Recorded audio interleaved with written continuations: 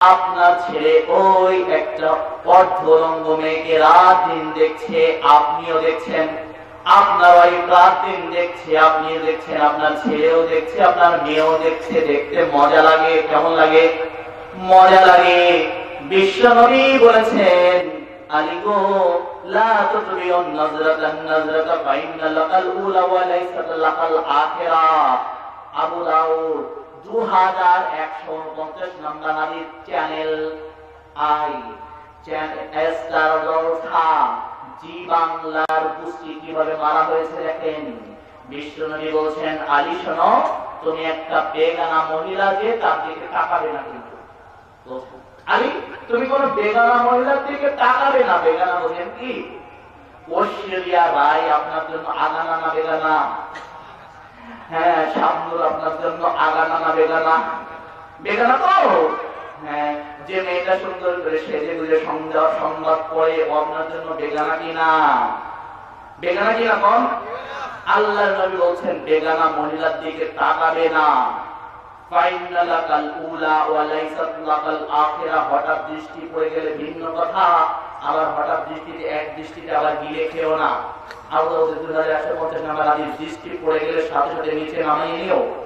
ফাইন্না লাকাল উলা, এটা হচ্ছে হঠাৎ দৃষ্টি পরামর্শ।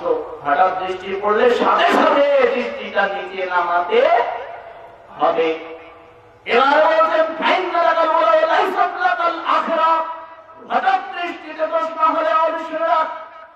আর তুমি জেনে রাখো, দ্বিতীয় দৃষ্টি বা একাধিক দৃষ্টি যদি পড়ে, এটা তোমার জন্য গুনাহের কারণ হবে, এটা হারাম হবে। কারণ জেনা শুধু লজ্জা স্থানে হয় না, চোখেরও জেনা আছে। আছে কি নাই? আবু দাউদের হাদিস পড়েন, চোখের জেনা বেগানাকে দেখা। কি কোন? কানের জেনা বেগানার সাথে কথা বলা। হাতের জেনা বেগানা মহিলাকে ধরা। আপনারা ধরেন তো ভ্যালেন্টাইন না ভ্যালেন্টাইন ভ্যালেন্টাইন দিতে ধরেন তো। আল্লাহর নবী বলেছেন, হাতের জেনা হলো হাত দিয়ে ধরা। মেয়েকে ধরা যাবে না, বিয়ের পরে ধরতে পারবেন, আগে পারবেন না। আল্লাহর নবী বলছেন, আল্লাহ বলছেন সূরা বনী ইসরাঈলের মধ্যে, লা তাকরাবুজ জিনা ফাইন্নাহু ফাহিশাতুন ওয়া সাআ সাবিলা। খবরদার জেনার ধারে বসে যেও না। এটা অশ্লীল কাজ, পাপ কাজ, হারাম কাজ। অতএব আল্লাহর নবী বলছেন যে বেগানাকে তুমি দেখবে না। বেগানাকে দেখলে জেনার গুনাহ হবে। আর জেনার গুনাহ হলে তার অবস্থা কি হবে? আরেকটা হাদিস দিয়ে শোনাচ্ছি। আল্লাহর নবী বলছেন, বিপরীত হাদিস শোনান, তারপর পরের হাদিসটা শুনবেন। সালাসাতুন লা তারাইনুহুম নারা ইয়াউমাল কিয়ামা। অনেকক্ষণ জাহান্নামের কথা শুনছেন তো, মাঝে মধ্যে দিয়ে একটা জান্নাতি মানুষের কথা শুনুন, ভালো লাগবে। কারণ আমার আল্লাহ নিজেও যেখানে জাহান্নামীদের পরিচয় বলেছেন, সাথে সাথে কি করেছেন? জান্নাতীদের কথা বলেছেন। কি বলেন নাই? আমার নবী বলছেন, সালাতুল লা তারাইনুহুম নারা ইয়াউমাল কিয়ামা। তিন শ্রেণীর মানুষ জীবনে জাহান্নামের আগুন চোখে দেখবে না। হাত জাগিয়ে বলুন, কয় শ্রেণী? আপনারা হলে যান তো এই তিন শ্রেণীর মধ্যে? যারা হাত উঠায়নি তারা যারা চাই আমরা এই তিন শ্রেণী, তিন হাত মুখ, তিন আঙুল, তিন শ্রেণী। সালাতুন লা তারাইনুহুম নারা ইয়াউমাল কিয়ামা। স্বয়ং বিশ্বনবী বলছেন, তুমি যদি এই তিন শ্রেণীর এক শ্রেণীর অন্তর্ভুক্ত হতে পারো, তুমি জাহান্নামে যাওয়া তো দূরের কথা, জাহান্নামের আগুন তুমি চোখে দেখতে পাবে না। আপনি সুবহানাল্লাহ বললেন না? গল্প করছেন? বিশ্বনবী আবার শুনুন, বিশ্বনবী বলছেন, তুমি যদি তিন শ্রেণীর অন্তর্ভুক্ত হতে পারো, তুমি জাহান্নামে যাওয়া তো দূরের কথা, জাহান্নামের আগুন তুমি চোখেও দেখতে পাবে না। আর আমার নবী বললেন, ওয়াইনুন হারাসাত ফি সাবিল ওয়াইনুন বাগাত আন খাশিয়াতিল্লাহ। যে ব্যক্তি আল্লাহর জন্য জেগে থাকবে, ও চোখ আর জাহান্নামের আগুন চোখে দেখবে না। আপনারা কার জন্য জেগে আছেন এখন? আল্লাহ দেখছেন কি দেখছেন না? এই হাদিসটা কিন্তু আমার বাবার বাড়ি থেকে তৈরি করে আমি, যে আপনারা এখন বসে আছেন তাই পাম দেওয়ার জন্য বলছি, বসে থাকো। আমি বক্তা তোমরা শ্রদ্ধা চলে গেলে কেমন একটা লাগবে, তোমরা বসে থাকো তাই পাম দেওয়ার জন্য বলছি না। বিশ্বনবী হাদিস বলছে, যে ব্যক্তি আল্লাহর জন্য জেগে থাকবে, ওই চোখ আর জাহান্নামের আগুন দেখবে না। সুবহানাল্লাহ বলেন। এই জায়গায় মাহফিলের জন্য জায়গা না, মাঝে তাহাজ্জুদের জন্য জাগতে হবে, হবে কি হবে না? তাহাজ্জুদ পড়বো তো ইনশাআল্লাহ। তাহাজ্জুদের ব্যাপারে আল্লাহ তাআলা স্বয়ং নিজে বলছেন, তাতাজাফা জুনুবুহুম আনিল মাদাজি ইয়াদউনা রাব্বাহুম খাওফান ওয়া তামাআন ওয়া মিম্মা রাযাকনাহুম ইনফিকুন। সুবহানাল্লাহ বলেন। ফালা তা'লামু নাফসুম মা উখফিয়া লাহুম মিন কুররাতি আ'য়ুনিন জাযাআন বিমা কানু ইয়া'মালুন। সুবহানাল্লাহ বলেন। সূরা সাজদা 32 নম্বর সূরা 21 নম্বর পারা 16 এবং 17 নম্বর আয়াত। সূরা সাজদা 32 নম্বর সূরার 21 নম্বর পারা, 32 নম্বর সূরা 21 নম্বর পারা 16 17 নম্বর আয়াত আল্লাহ বলেন, তাতাজাফা জুনুবুহুম আনিল মাদাজি, তাদের পৃষ্ঠদেশ পৃথক হয়ে যায়, তাদের রবকে আহ্বান করে ভয় এবং আশা নিয়ে, খাউফুন ভয় নিয়ে, ওয়া তামাআন এবং আশা নিয়ে। কিসের ভয়? জাহান্নামের ভয়। কি বলেন? জাহান্নামের ভয়ে যারা তাদের রবকে আহ্বান করে, জান্নাতের আশায় যখন তাদের রবকে রাতে ঘুম থেকে উঠে আল্লাহর জন্য দাঁড়িয়ে যায়, অমিম্মা রাযাকনাহুম ইনফিকুন, আমি যে রিজিক ওদের দিয়েছি তার থেকে ওরা দান করে। ফালা তা'লামু নাফসুম মা উখফিয়া লাহুম মিন কুররাতি আ'য়ুনিন জাযাআন বিমা কানু ইয়া'মালুন। কেউ জানে না তাদের জন্য নয়ন অভিরাম কি জান্নাত আমি প্রস্তুত করেছি। কোন হৃদয় কল্পনা করতে পারবে না কত নয়ন অভিরাম জায়গা আমার এই ভালো মানুষগুলোর জন্য আমি তৈরি করেছি। সূরা সাজদা 17 নম্বর আয়াত। এই আয়াতকে টেনে এনে বিশ্বনবী ব্যাখ্যা দিচ্ছেন এভাবে, আন আবি হুরায়রা, কষ্ট হচ্ছে? আন আবি হুরায়রা রাদিয়াল্লাহু আনহু قال, আন আবি হুরায়রা রাদিয়াল্লাহু আনহু قال, قال رسول الله صلى الله عليه وسلم, أعرضت لعبادي الصالحين ما رأت عين ولا سمعت أذن ولا خطر بقلب البشر। সুবহানাল্লাহ বলেন। জোরে বলেন সুবহানাল্লাহ। আমার আল্লাহ বলছেন, আমার নবী বলছেন, আমার আল্লাহ আমাকে বলেছেন, أعرضت لعبادي الصالحين ما رأت عين ولا سمعت أذن, আমার নেককার বান্দার জন্য, আমার সৎকর্ম পরায়ণ বান্দার জন্য, আমার অনুগত বান্দার জন্য আমি এমন ভাবে জান্নাত তৈরি করেছি, মারাত আইনুন ওয়ালা সামিয়াত উযনুন, ওদের চোখ কোনদিন দেখেনি, ওদের কান কোনদিন শোনে নাই। সুবহানাল্লাহ বলেন। কান কোনদিন, চোখ কোনদিন। আপনি কত সুন্দর জায়গা দেখেছেন পৃথিবীতে, তার চেয়ে উন্নত আমার আল্লাহর জান্নাত। আপনি কত উন্নত কথা পৃথিবীতে শুনেছেন, তার চেয়ে উন্নত কথা আমার আল্লাহ আপনাকে শোনাবেন। কিভাবে শুনুন। সূরা ইয়াসিন 56-57 নম্বর আয়াত, সালামুন কাওলুম মির রাব্বির রহিম, জান্নাতে মানুষের মধ্যে গিয়ে স্বয়ং আল্লাহ পাক বলবেন, তোমাদের রহিমের পক্ষ থেকে সালাম। সুবহানাল্লাহ বলেন। রহিমের পক্ষ থেকে সালাম গ্রহণ করো।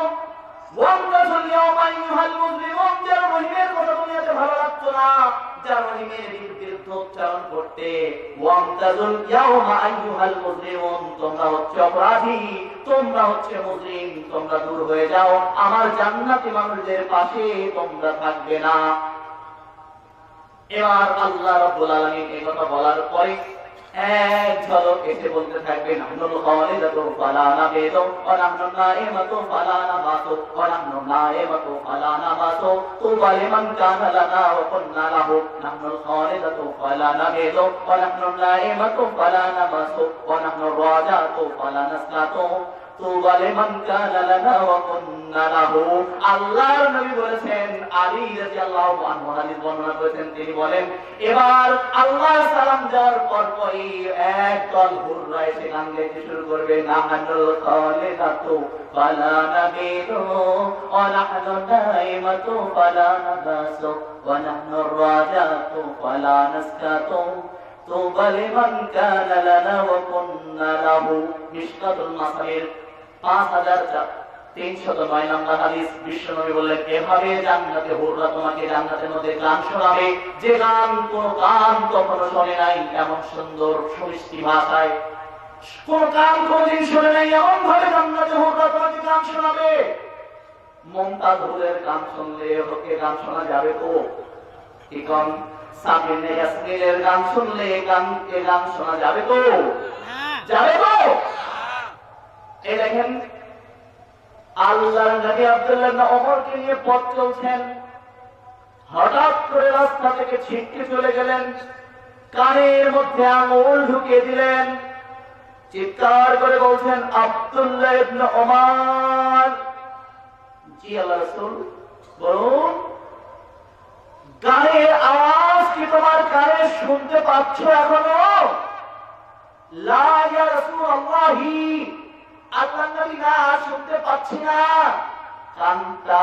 কান থেকে আঙুল নামিয়ে নিলেন। ওই নবীর উম্মত গান শোনার জন্য ইয়ারফোনটা কানের মধ্যে ঢুকিয়ে দেয়, ঠিক কিনা বলেন? ওই গান যদি শোনো, ওই সীসা গলিয়ে কানের মধ্যে ঢুকিয়ে দেওয়া হবে। কারণ বিশ্বনবী বলেছেন, ওদের উপর গজব আসবে যখন বাদ্যযন্ত্র হালাল মনে করবে, হালাল নাম মনে করলে কানের মধ্যে ঢুকায়, গায়িকাদের কেনাবেচা করবে, তখন ওদের উপর আসমানে গজব নেমে আসবে, ভূমিধস হবে, ভূমিকম্প হবে, হচ্ছে কিনা? আরো হবে। বিশ্বনবী বলেছেন, গান চলছে অহরহ। যাই হোক, বলছিলাম, এই জান্নাত কাদের জন্য? হাদিস মনে আছে তো? 3 শ্রেণীর মানুষ জাহান্নামে যাওয়া তো দূরের কথা, জাহান্নামে আগুন চোখে দেখবে না। তার মধ্যে এক হচ্ছে আল্লাহর জন্য যারা জেগেছে। তাহলে তাহাজ্জুদের জন্য জাগতে হবে, কোরআনের জন্য জাগতে হবে, হাদিসের জন্য জাগতে হবে। এভাবে কোরআন এবং সহিহ হাদিস ভিত্তিক যত তাফসীর হবে, মাহফিল হবে, সেখানে জ্ঞান অর্জন করার জন্য মৌমাছির মতো ছুটে যেতে হবে। এভাবে যারা জেগে থাকবে, ওরা আর জাহান্নামে যাওয়া দূরের কথা, জাহান্নাম চোখে দেখবে। সিলসিলাতুল আহাদিস আর-সহিহা 1477 নম্বর হাদিসে আছে। কত নম্বর হাদিস বলতো? সিলসিলাতুল আহাদিস আর-সহিহা 1477 নম্বর হাদিসে আছে। গাজীপুরবাসীর কথার মূল্যায়ন বুঝবো আজকে। মোট চলে গেল 3 জন, বাকি থাকে কয়জন? বলেছিলাম 7 জন। গাজীপুরবাসীর আজকে ওয়াদার পরীক্ষাও চলছে, হাদিস আছে 1477, হিসাবও আছে 7 জন। 8 জন চলে গেলেই বক্তব্য স্টপ করবো ইনশাআল্লাহ। 8 জন চলে গেলে বক্তব্য দেব না, কারণ মনে করবো যে এই বক্তব্যে সমাজে চলে না, যে জায়গায় চলবে সেখানে গিয়ে বলবো। যেখানে আমার নবীর হাদিস চলে না, সে জায়গায় ইউসুফ জান বলবেন। কত টাকা দিবেন আপনি? একটা হাদিসের দাম 1 লক্ষ টাকা, 1 কোটি টাকা, তার থেকে বেশি। আপনি হাদিসকে মূল্য, আপনার যদি বলা হয় মাহফিলের পরে, এই যে আব্দুর রহিম ভাই 1 লাখ টাকা নিয়ে যান, এমনি দিলাম, আপনি বলবেন ভাই 1 ঘন্টা পরে গেলেন, সারা রাত বসে থাকতে বললে বসে থাকুন, চলে না। কি বলবে না? আরে আজকে রাত না, আরো 3 লাখ। বলে ভাই দিবেন তো, তাহলে আরো 3 লাখ। ভাই যদি দেন আরো 3 লাখ, বরং 1 সপ্তাহ চুপচাপ দাঁড়িয়ে থাকুন। আমার নবীর একটা হাদিসকে যদি 1 লাখ টাকার চেয়ে কম মূল্যায়ন করে, কারণে যায় কাজা করে গল্প করতে, গল্প বলতে গান কোথাও যায় না, যাবেও না। খালি হাদিস বলবে, অনুবাদ করবে, ব্যাখ্যা করবে, খালি হাদিসের অনুবাদ পৃষ্ঠা নাম্বার, লাইন নাম্বার সব বলবে, মূল্যায়ন করা হয় না। অনেক জায়গায় যেখানে হয় না, সেখানে আর কথা বলা হবে ইনশাআল্লাহ। বাকি থাকলো 4 জন। 5 জন চলে গেলে বক্তব্য বন্ধ হবে ইনশাআল্লাহ। যাই হোক, বলছিলাম 1477 নম্বর হাদিসে আসি, বিশ্বনবী বলছেন, 2 ওয়াইনুল হারাসাত ফি সাবিলিল্লাহ, আল্লাহর রাস্তায়, আল্লাহর জন্য যে কাজে, ওয়াইনুন একটু এবারে এলোমেলো হয়েছে, ওয়াইনুন হারাসাত ফি, প্রথমটা যে আল্লাহর জন্য কাজে অস্ত্র ছড়ায়, দ্বিতীয়টা হচ্ছে ওয়াইনুন হারাসাত ফি সাবিলিল্লাহ, আল্লাহর জন্য যে জেগে থাকে। আল্লাহর জন্য গুনাহের ভয়ে, আল্লাহর ভয়ে চোখ দিয়ে অস্ত্র যদি ছড়াতে পারি, ওই অস্ত্র সিক্ত চোখ জাহান্নামে আগুন চোখে দেখবে। গুনাহের কথা ভেবে একটু কাঁদতে হবে দিনে ভাই, দিনে বোন, যারা পদ্মার অন্তরান থেকে আলোচনা শুনছেন, আল্লাহর ভয়ে গুনার কথা চিন্তা করে, জাহান্নামের কথা চিন্তা করে চোখ দিয়ে অস্ত্র ঝরাতে হবে। এই অস্ত্র সিক্ত চোখ আমার আল্লাহ রাব্বুল আলামিন ভিডিও করে রাখছেন কি রাখেন নাই? আপনি কাঁদছেন, স্বয়ং আল্লাহ পাক ভিডিও করতে বলছেন ফেরেশতাদের, কিভাবে আপনার সব আমল, আপনার গতিবিধি কিভাবে নিয়ন্ত্রণ হচ্ছে। কোরআন দিয়ে শুনুন, আল্লাহ বলছেন, কিরামান কাতিবিনা ইয়ালামুনা মা তাফআলুন, ওদের 2 স্কন্ধে 2 জন সম্মানিত ফেরেশতা বসে আছেন, তারা ওদের যাবতীয় গতিবিধি সংরক্ষণ করে রাখছে। সূরা ইনফিতার 10-11 নম্বর হাদিস। বেশ, আমার আল্লাহ বলছেন, আল ইয়াওমা নাখতিমু আলা আফওয়াহিহিম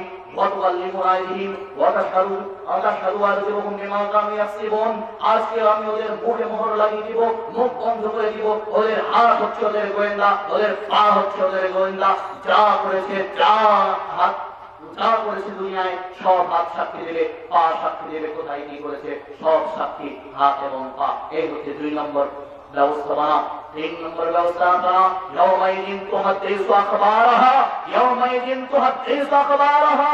আগে যে আয়াতটা বললাম 36 নম্বর সূরার 65 নম্বর আয়াত সূরা ইয়াসিন, আয়াত সূরা জিলজালের 4 নম্বর আয়াত, ইয়াউমাইদিন তুহাদ্দিসু আখবারাহা। মাটির উপর বসে যা যা করছে মাটি সব দেখতে দেবে, বলে দেবে।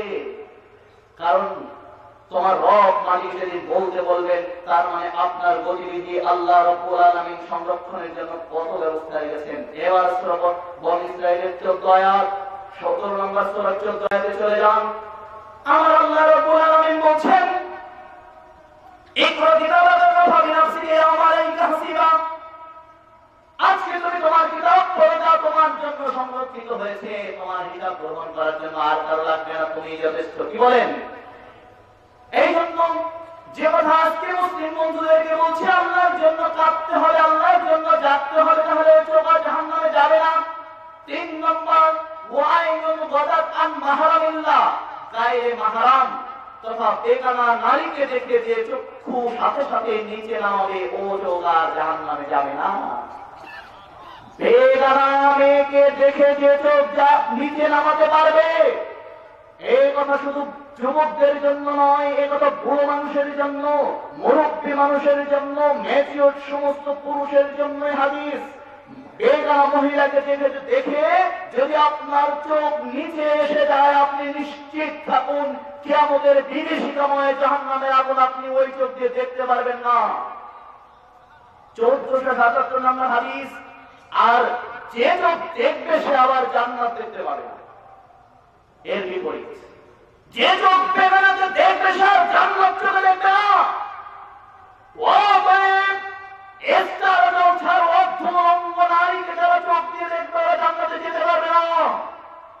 আল্লাহর নবী বলেছেন ওরা দায়ুস, কারণ এটা গুনাহের কাজ, তার পরিবারের স্থান দিয়েছে। লোকটা হাজি সাহেব কিন্তু বউকে দেখতে দিচ্ছে, ছেলেকে দেখতে দিচ্ছে, টিভি কিনে দিয়েছে। লোক ওই লোকটা দেখে না, মাঝে মধ্যে আইপিএল সাইপিএল দেখে, আর তেমন কিছু দেখে না। ওখানে কি মহিলা আসে না? ওই মহিলাকে আপনি বিয়ে করেছেন, ওকে কি আপনাকে কেউ হিনাদিল করে জায়েজ করে দিল? আপনি তো অনেক রফেলে যাই, একবার কেন 1000 বার করলেও কাজ হবে না। কারণ দায়ুস জান্নাতে যাবে না। যে তার পরিবারে অশ্লীলতা মেনে নিয়েছে, স্টার জলসাতে চলতে দিচ্ছে, বিশ্বাস করুন।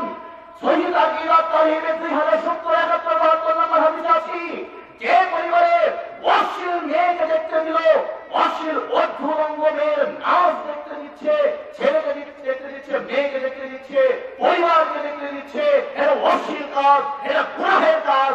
এই কাজ যে পরিবারে চলছে, ওই পরিবারের পুরুষ জান্নাতে যেতে পারবে না। আল্লাহ নবী বলছেন যাবে না। এবার আল্লাহ নবী বলছেন আরেকটা হাদিস শুনুন, মুসলিমের 2128 নম্বর হাদিস, সহিহুল মুসলিমের 2128 নম্বর হাদিস। বিশ্বনবী বলছেন, عن ابي هريره رضي الله عنه قال عن ابي هريره رضي الله عنه قال قال رسول الله صلى الله عليه وسلم صنفان من اهل النار لم ارقما صنفان من اهل النار لم ارقما। দু শ্রেণীর মানুষ আছে যারা জাহান্নামী। দু শ্রেণীর মানুষ কি বলুন? জোরে বলুন ভাই। জাহান্নামী। দু শ্রেণীর মানুষ সহিহ মুসলিমের হাদিসে আছে, 2128 নম্বর হাদিসে আছে, সিনফান মিন আহলিন নার লাম আরাকুমা। দু শ্রেণীর মানুষ আছে যারা জাহান্নামে যাবে, তারা জাহান্নামী। তাদের মধ্যে এক শ্রেণীর কাসনাবিল বাকারিয়া দ্রুকুনা বাহান্নাস, যাদের হাতে গাভী চড়ানোর মতো লম্বা লাঠি থাকবে, অথবা গাভীর লেজের মতো লম্বা লাঠি থাকবে, যেটা যা দিয়ে মানুষকে অযথা পেটাবে, যা দিয়ে মানুষকে অযথা পেটাবে। এই পেটালে যদি কোন মানুষকে অযথা পেটানো হয়, অযথা লাঠি দিয়ে পিটানো হয়, তাহলে সে জান্নাতে যেতে পারবে না। সমস্ত ভাইদেরকে আমরা বলছি, যে আমরা প্রশাসনের ভাইদেরকে বলছি, যারা অন্যায় করে, যারা অন্যায় করে ইসলাম তাদের শাস্তির বিধান দিয়েছে কি দেয় নাই? বেত্রাঘাতের আদেশ ইসলাম দিয়েছে।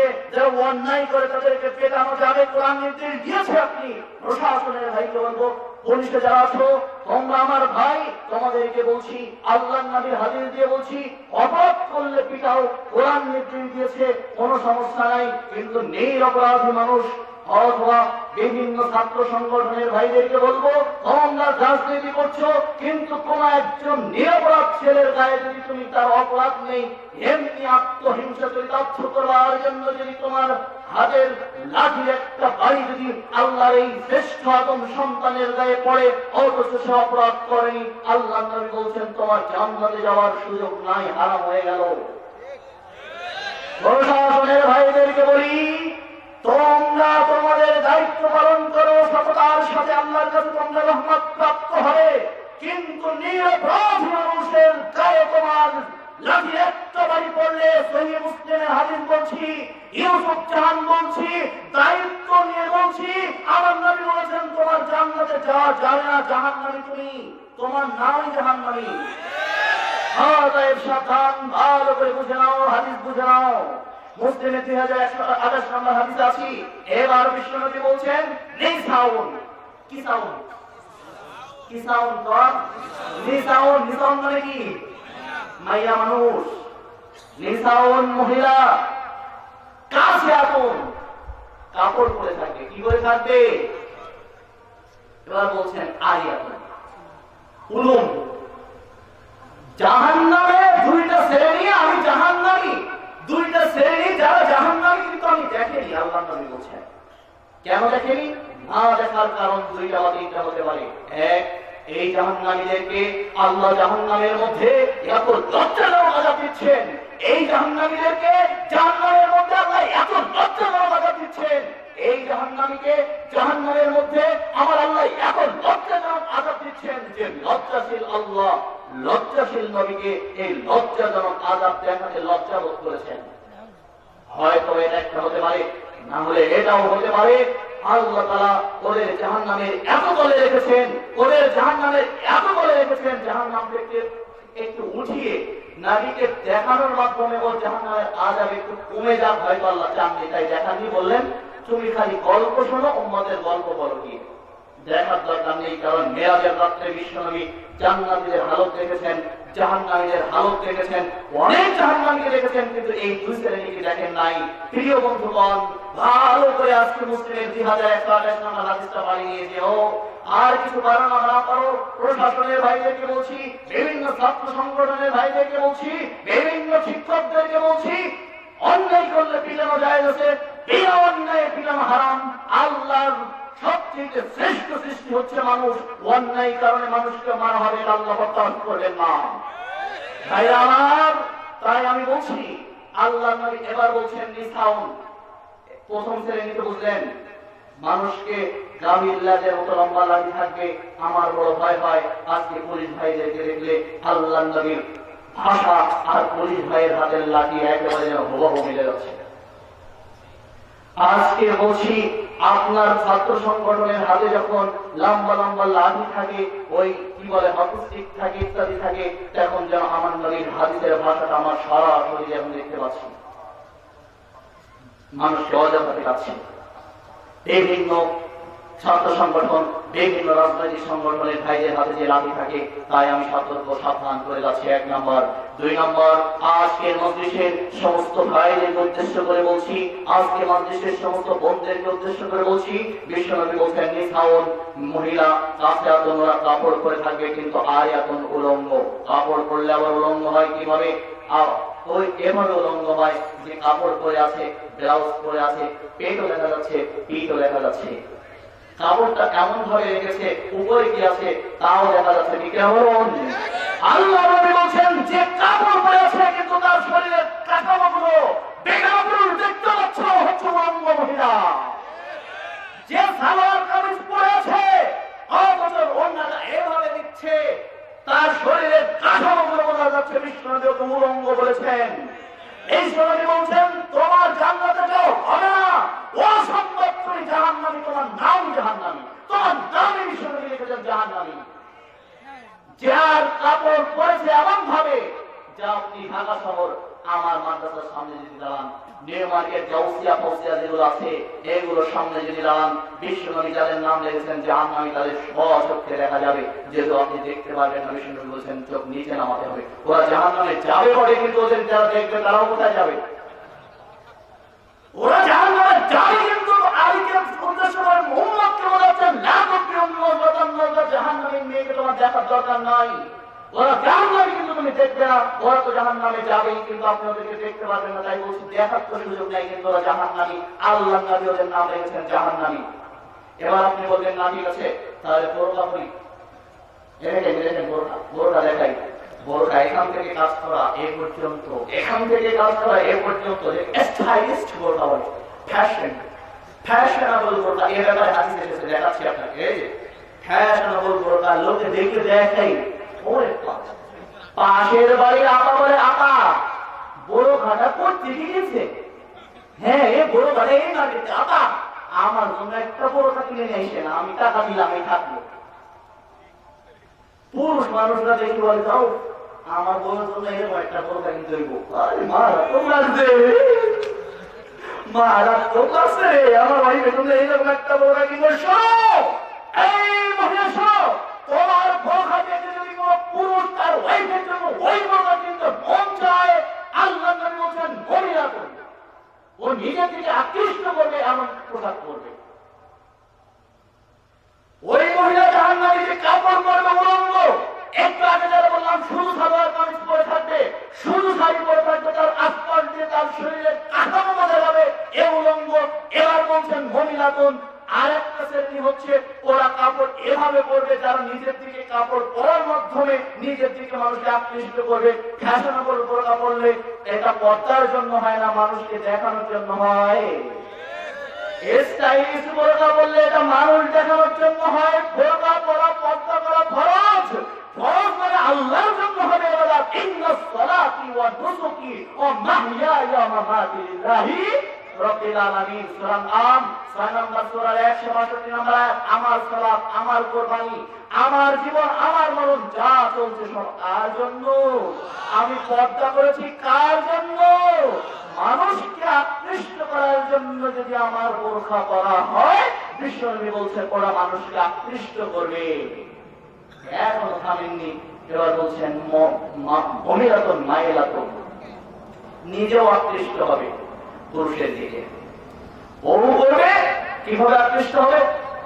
হয়তো আপনার কাছে জিজ্ঞেস করলো কিভাবে বোরকাটা কিনেছেন, পারস্পরিক কথাবার্তা হচ্ছে, কথাবার্তার মাধ্যমে একে অপরের প্রতি আকৃষ্টতা তৈরি হয়েছে। বিশ্বনবী বলছেন আকৃষ্ট করবে। এবার বিশ্বনবী বলছেন, এখনো থামেননি, বলছেন ওদের চুলগুলো যেন ঝুলে পড়া উটের কুজের মতো। বুঝতে পেরেছেন তো? এভাবে খোপা লাগে, ক্যাঁকড়া লাগায়, হ্যাঁ ক্যাঁকড়া লাগায়, এই এভাবে বিশ্বনবী এই কথাই বলেছেন। বিশ্বনবী মুসলিমের 2128 নম্বর খুলুন হাদিস কাজার রয়েছেন, খুলুন এভাবেই আছে, ওদের মাথাটা যেন ঝুলে পড়া উটের কুজের মতো, চুলগুলো উঁচু করে বাঁধবে। এদের কথা বিশ্বনবী বলছেন। প্রথমে মনে আছে সিনফানিন আহলিন নারিলাম আলাকুমা, ওরা জাহান্নামী। প্রথমে বললেন জাহান্নামী, হাদিসের শেষ অংশে বলছেন লা ইয়াদখুলুন্নাল জান্নাতা, ওরা তো জাহান্নামী প্রথম বলছেন। এবার জাহান্নামী বললে একটা কথা থেকে যায় যে এক সময় না এক সময় তাদেরকে আল্লাহর নবী সুপারিশ করবেন, তাই না? সুপারিশ করে অনেক জাহান্নামীকে ফিরিয়ে নিয়ে আসবেন না জান্নাতে। সেই সম্ভাবনা নাকচ করে দিয়ে আল্লাহর নবী জনাবে মুহাম্মদুর রাসূলুল্লাহ সাল্লাল্লাহু আলাইহি ওয়াসাল্লাম বলেছেন লা ইয়াদখুলুন্নাল জান্নাতা, ওরা কোনদিন জান্নাতে ঢোকা হবে না, ওরা কোনদিন জান্নাতে ঢোকা হবে না। প্রিয় মুসলিম ভাই, আপনাকে বলছি ওই মহিলার কোনদিন জান্নাতে ঢোকা হবে না। হাদিসের পরের অংশ আরো মারাত্মক, বলছে আরে জান্নাতে ঢোকা তো দূরের কথা, জান্নাতের গন্ধ পর্যন্ত শুকতে দেওয়া হবে না ওকে। যদিও জান্নাতের গন্ধ 100 বছরের রাস্তা পর্যন্ত বা 1 মাসের রাস্তা পর্যন্ত ছড়িয়ে পড়বে, তারপরে এই দুই শ্রেণীর জাহান্নামীকে জান্নাতে গন্ধ পর্যন্ত শুকতে দেওয়া হবে না, নিতে দেওয়া হবে না। আপনি বলেন কত বড় জাহান্নামী! রফুল আইন না বলে জাহান্নামী ওরা বিশ্বনবী বলেন নাই। রফুল আইন সুন্নাত আপনি করুন, আমি আগে করতাম না, আমি বিরাট একটা পীর সাহেবের নাতি, আপনারা জানেন, হয়তো করতাম না, সহি হাদিস পেয়েছি, এখন করি, কিন্তু যারা না করে এটাই আপনার আলোচনার বিষয় নয়। অনেক গুরুত্বপূর্ণ বিষয় রয়েছে যা আলোচনা হয় না সমাজে।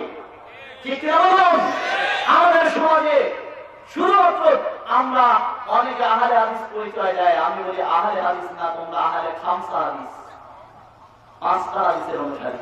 কেমন এসব বিষয়গুলো কি নাই, ভ্রুক্ষেপ নাই। খামসা মানে সালাতে আমি সূরা ফাতিহা পড়তে হবে, জোরে আমিন বলতে হবে, বুকে হাত বাঁধতে হবে, রব্বুল আলামিন পড়তে হবে, শেষ বৈঠকে আঙুল নাড়াতে হবে। ঠিক আছে, আঙুল নাড়াই, হাদিস সমস্যা নেই। কিন্তু আহলে খামসা হাদিস, আমরা পাঁচটা হাদিসের অনুসারী। কেন? যারা রব্বুল আলামিন করে তাদের মেয়েরা এভাবে স্টাইলিশ বোরকা পরে না। ও ভাই কি করেন?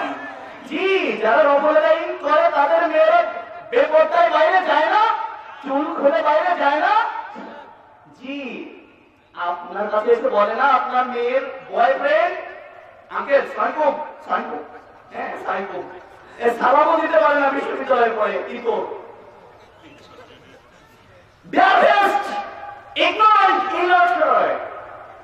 অজ্ঞ মূর্খ, সালামও দিতে জানে না, একটা অর্ডার দিতে হয় সাইকুম, আঙ্কেল বলে সাইকুম আঙ্কেল, আঙ্কেল উত্তর দিতে পারে না। এই বিশ্ববিদ্যালয় থেকে মাস্টার্স করে এসেছে, কত বড় মূর্খ। আঙ্কেলের তো আঙ্কেল সাইকুম, আঙ্কেল ওয়ালাইকুম আসসালাম, জি আঙ্কেল আমি এসেছি পারভিনের কাছে হ্যান্ড নোটটা নেওয়ার জন্য। আঙ্কেল বলে ওই যে উপরে আছে, 2 তলায় আছে, আমার মেয়ে, ওখান থেকে নিয়ে এসো। মানে আপনার মেয়ের যে বয়ফ্রেন্ড ছেলেদের চোখে দেখতে পায় না, আপনার মেয়ের কাছে আসলো কেন? ও তো হ্যান্ড নোট নিতে আসেনি, জেনা করতে এসেছে। যে আপনার মেয়ের সাথে জেনা করতে এসেছে, আপনি কেন পাঠালেন আপনার মেয়ের কাছে একটা যুবক ছেলেকে? আপনার নাম দায়ুস, বিশ্বের নাম জীবন জগতে যেতে পারবো আপনি। রবতে একবার না 1 কোটি বার করলেও লাভ হইব না, 1 কোটি বার করলেও লাভ হইত না। বুকে হাতকে কপালে হাত একদম লাভ হইত না। বুকে হাত বাঁধো ঠিক আছে, কিন্তু তোমার মেয়েকে এভাবে চলতে দাও, তোমার জান্নাতে যাওয়া হবে না। বিশ্ব 1450 বছর আগে ডিসিশন দিয়েছেন, খুব সতর্ক সাবধান হয়ে যাও। এরপরে আপনি বিয়ে করে নিয়ে এসেছেন, ওই বাপরে, আমি দেখি যে আমি একবার খুতবা দিতে গেলাম, খুতবা দিতে গেলে ভেজাল যেটা হলো বুঝতেই তো পারেন যে এসেছি এক জায়গা থেকে, জীবনের 25 থেকে 30 বছর কেটে গেল ভুয়া আমলের উপর। তো দেখা যাচ্ছে একটা উদাহরণ বলি, সেটা হচ্ছে একজন, আমি কোনো দলকে নিন্দা করছি না, একজন আওয়ামী লীগ করতো। আমাদের দেশে দল পরিত্যাগের রাজনীতি আছে না, দল ভালো করে বুঝুন, একটু মজা করি। একজন আওয়ামী লীগ করতো, হয়তো দলের মধ্যে কি সমস্যা হয়েছে, কিছুদিন পরে সে বিএনপিতে যোগ দিয়েছে। এখন বিএনপি খুশি, মঞ্চে, রাজনৈতিক মঞ্চে বক্তব্য দিতে দিয়েছে। বক্তব্য দেওয়ার শেষে লাস্টে লোকটা বলছে জয় বাংলা, জয় বঙ্গবন্ধু। এরপরে সবাই খেপছে, কি ব্যাপার ভাইরা? আমি কাউকে ছোট করার জন্য বলছি না, জাস্ট উদাহরণ দিতে গিয়ে বলছি, এই কি ব্যাপার আপনি জয় বাংলা, জয় বঙ্গবন্ধু বলছেন? এটা তো আমাদের রাজনৈতিক স্লোগান নয়। বলছে ভাই সারা জীবন যা বলে আসছি এখন বলে ফেলছি, ভুল করে বলে ফেলছি, কারণ সারা জীবন তো বলেই আসছে, আজকে এটা বলে ফেলছি। যাই হোক, খুতবা দিতে উঠেছি, এখন লাঠি ধরে কি সালাম দিতে হয়, তাই তো? সালাম দেয় নাই। এরপরে দেখা গেল যে হ্যাঁ আপনার ই হয়ে গেল, গেল গেল করে কমে চাপ গেল, চাপ গেল, কঠিন অবস্থা। অথচ ওই লোকটা কয়েকদিন পরে বিয়ে করেছে, আমি আবার সেই বিয়ের অতিথি। সৌভাগ্যক্রমে হোক আর দুর্ভাগ্যক্রমে হোক, মানে বিরাট সহি হাদিসের অনুসারী, মাশাআল্লাহ। এবার বউকে মানে বসাই দিয়েছে, সমস্ত এলাকার ছেলেরা এসে ওর বউকে দেখছে, সবাই দেখছে। এবার বউকে ডাকছে, আরে অন্য অন্য বউদের কথা বলি, বউকে ডাকছে, আরে আসো তো, আমার বন্ধুরা তোমাকে দেখতে এসেছে। বউ অ্যাটেস্টিক ফ্যাটাস্টিক যেগুলো আছে সুন্দর করে বসে, এর মধ্যে চুলগুলো আঁচড়াতে আঁচড়াতে ওই বন্ধুর সামনে আসে। এবার বন্ধু ভাইকে বলে, ভাইয়া আসসালামু, ভাইয়াদের দেখাতে এসেছে বউ, বিয়ে করেছে, ভাইয়াকে দেখাতে এসেছে। ভাইয়াদেরকে দেখবি না বেটা, যে বিয়ে করছে হে দেখবো, কে দেখবে? যে বিয়ে করছে হেই দেখবে বউটারে, তুই ওদেরকে দেখাতে গেলি কেন? সহি হাকি গালামি করে। এবার কি করলো, এটা তো সাইকুম ভাইয়া, এবার সাইকুম, হ্যাঁ বারে বাবা ভাবি আপনার চুল তো ভারী সুন্দর। কয় আরে ভাই আর কোয়েন না, পড়তে পড়তে তো শেষ। এইটা এই আছে, পড়তে পড়তে তো ফুল শেষ। চুলের অ্যাডভার্টাইজ দিতে এসেছে ভাইয়াদের কাছে। বউ তুমি যতবার রফলে লাইন করো আর তুমি যত চিৎকার করে আমিন বলে দুনিয়া ফাটাও না কেন, তোমার জান্নাতে যাওয়া হবে না। তোমার নাম দায়ুস। তোমার বউকে তুমি দেখতে পারো, বেগানা পুরুষকে দেখানোর কোন সুযোগ ইসলাম দেয় নাই। জেনে রেখো, বুঝে রেখো। অতএব এভাবে যারা বাড়িতে অশ্লীলতাকে মেনে নিয়েছে তারা জান্নাতে যেতে পারবে না। আবার শুনুন, সালাসাতুল্লাহ ইয়াদখুলুনাল জান্নাত আবাদা, তিন শ্রেণীর মানুষ জান্নাতে যাবে না। তার মধ্যে প্রথম হচ্ছে দায়ুস, যারা বাড়িতে গুনার কাজ মেনে নিয়েছে, যে তার বাড়িতে কর্তৃত্ব থাকা সত্ত্বেও গুনার কাজ বন্ধ করে নাই, ইফতার জলসা বন্ধ করে নাই, জীবন বন্ধ করে নাই, তাছাড়া অন্য যত চ্যানেল আছে তিনি হচ্ছে জেনার বাক্স, জেনার বাক্স থেকে ভেঙে চুরমার করে দেয় নাই। যে ব্যক্তি কোন মহিলা কোন পুরুষকে তার বাড়িতে তার ওয়াইফের সাথে কথা বলতে দিয়েছে, ওয়াইফকে দেখার সুযোগ দিয়েছে, মেয়েকে দেখার সুযোগ দিয়েছে, এছাড়া মেয়েকে বেপরদায় বাইরে বের করার সুযোগ করে দিয়েছে, ওই পুরুষের নাম হচ্ছে দায়ুস। ও পুরুষ জীবনে জান্নাতে যেতে পারবে না, সে যেই হোক না কেন, সে যেই হোক না কেন, বিশ্বনবী বলেছেন জান্নাতে যাবে না। এবার দ্বিতীয় অংশ শুনুন, রজুলাতুন মিনান নিসাই। সাহাবায়ে কেরাম বলছেন আল্লাহ নবী প্রথমটা এবার বুঝলাম, এবার রজুলাতুন মিনান নিসাই বুঝান তো। বললেন পুরুষ মার্কা মহিলা। কি মার্কা? আল্লাহ নবী বলেন রজুলাতুন মিনান নিসাই, ওয়ামান রজুলাতুন মিনান নিসাই। আল্লাহ নবী রজুলাতুন মিনান নিসাই বুঝতে পারছি না, বুঝিয়ে বলবেন কি? বলছেন হ্যাঁ, রজুলাতুন মিনান নিসাই, এটা বুখারীর 5885 নম্বর হাদিস দিয়ে আপনাকে বোঝানো যায়। তবে রজুলাতুন মিনান নিসাই হচ্ছে তারা পুরুষের ঢঙে যে সমস্ত মেয়ে মহিলারা চলে, পুরুষের শার্ট যে মহিলা গায়ে দেয়, পুরুষের টি শার্ট যে মহিলা পরে, গেঞ্জি, পুরুষের মতো জিন্সের প্যান্ট যারা পরে, পুরুষের মতো পায়ে জুতা, পুরুষ মার্কা জুতা যারা পরে, আল্লাহ নবী বলছেন ওরা জীবনে জান্নাতে যেতে পারবে। আপনার সমাজে আছে না নাই? জি, ওর জান্নাতে যাওয়া হবে না, যত বড় মাওলানার মেয়ে হোক না কেন, যত বড় মুফতির বউ হোক না কেন, ওর জান্নাতে যাওয়ার সুযোগই নাই। বিশ্ব নবী বলেছেন। এবার আল্লাহ নবী সাল্লাল্লাহু আলাইহি ওয়াসাল্লাম বলেছেন ইন্নাল মুতাশাবিহিনা মিনান নিসাই লির-রিজাল ওয়াল মুতাশাবিহাতু মিনান নিসাই লির-রিজাল লানাল্লাহ। এই দিকে খেয়াল করুন, বুখারীর 5885 নম্বর হাদিস, বুখারীর 5885 নম্বর হাদিস। বিশ্বনবী বলেছেন আল্লাহ লানত করেছেন ওই দুই শ্রেণীর উপর, আল্লাহ লানত করেছেন ওই দুই শ্রেণীর উপর। কোন দুই শ্রেণী?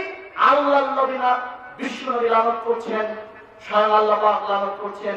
আপনি বুঝুন, আল্লাহর নবীকে তায়েফের ময়দানে মেরে কুফাররা রক্তাক্ত করে দিয়েছিল, সেই নবী তাদের বিরুদ্ধে দোয়া না করে তাদের পক্ষে দোয়া করেছিলেন না? বলেন নাই? করেছেন। আমার নবীকে রক্তাক্ত করে দেওয়ার পরে সেই দয়ার নবী তার বিরুদ্ধে গরমের বদয়া করেননি, কিন্তু আপনার আর আমার বিরুদ্ধে বিশ্ব নবী বদয়া করছেন, লানত ঘোষণা করে দিচ্ছেন। আল্লাহ নবী যার লানত করেছেন তার বাঁচার কোনো উপায় আছে? কাদের জন্য লানত করলেন? ওদের জন্য বলছেন ইন্নাল মুতাশাবিহিনা মিনান নিসাই লির-রিজাল ওয়াল মুতাশাবিহাতু মিনান নিসাই লির-রিজাল। ওই পুরুষের উপর লানত করেছেন যারা নারীর মতো আকৃতি ধারণ করে, আর ওই নারীর মতো নারীর উপর লানত করেছেন যে পুরুষের মতো আকৃতি ধারণ করে। নারী তো পুরুষের মতো আকৃতি কিভাবে ধারণ করে একটু আগে বুঝলাম। টি শার্ট পরবে, তারপরে হচ্ছে চুল কাটবে, এরকম বোঝেন তো? বক্স কাটিং নাকি কাটিং আছে, এ পর্যন্ত কাটবে, এতগুলো লম্বা করে চুল কাটবে পুরুষের মতো করে। ওরা তো পুরুষ মার্কা মহিলা।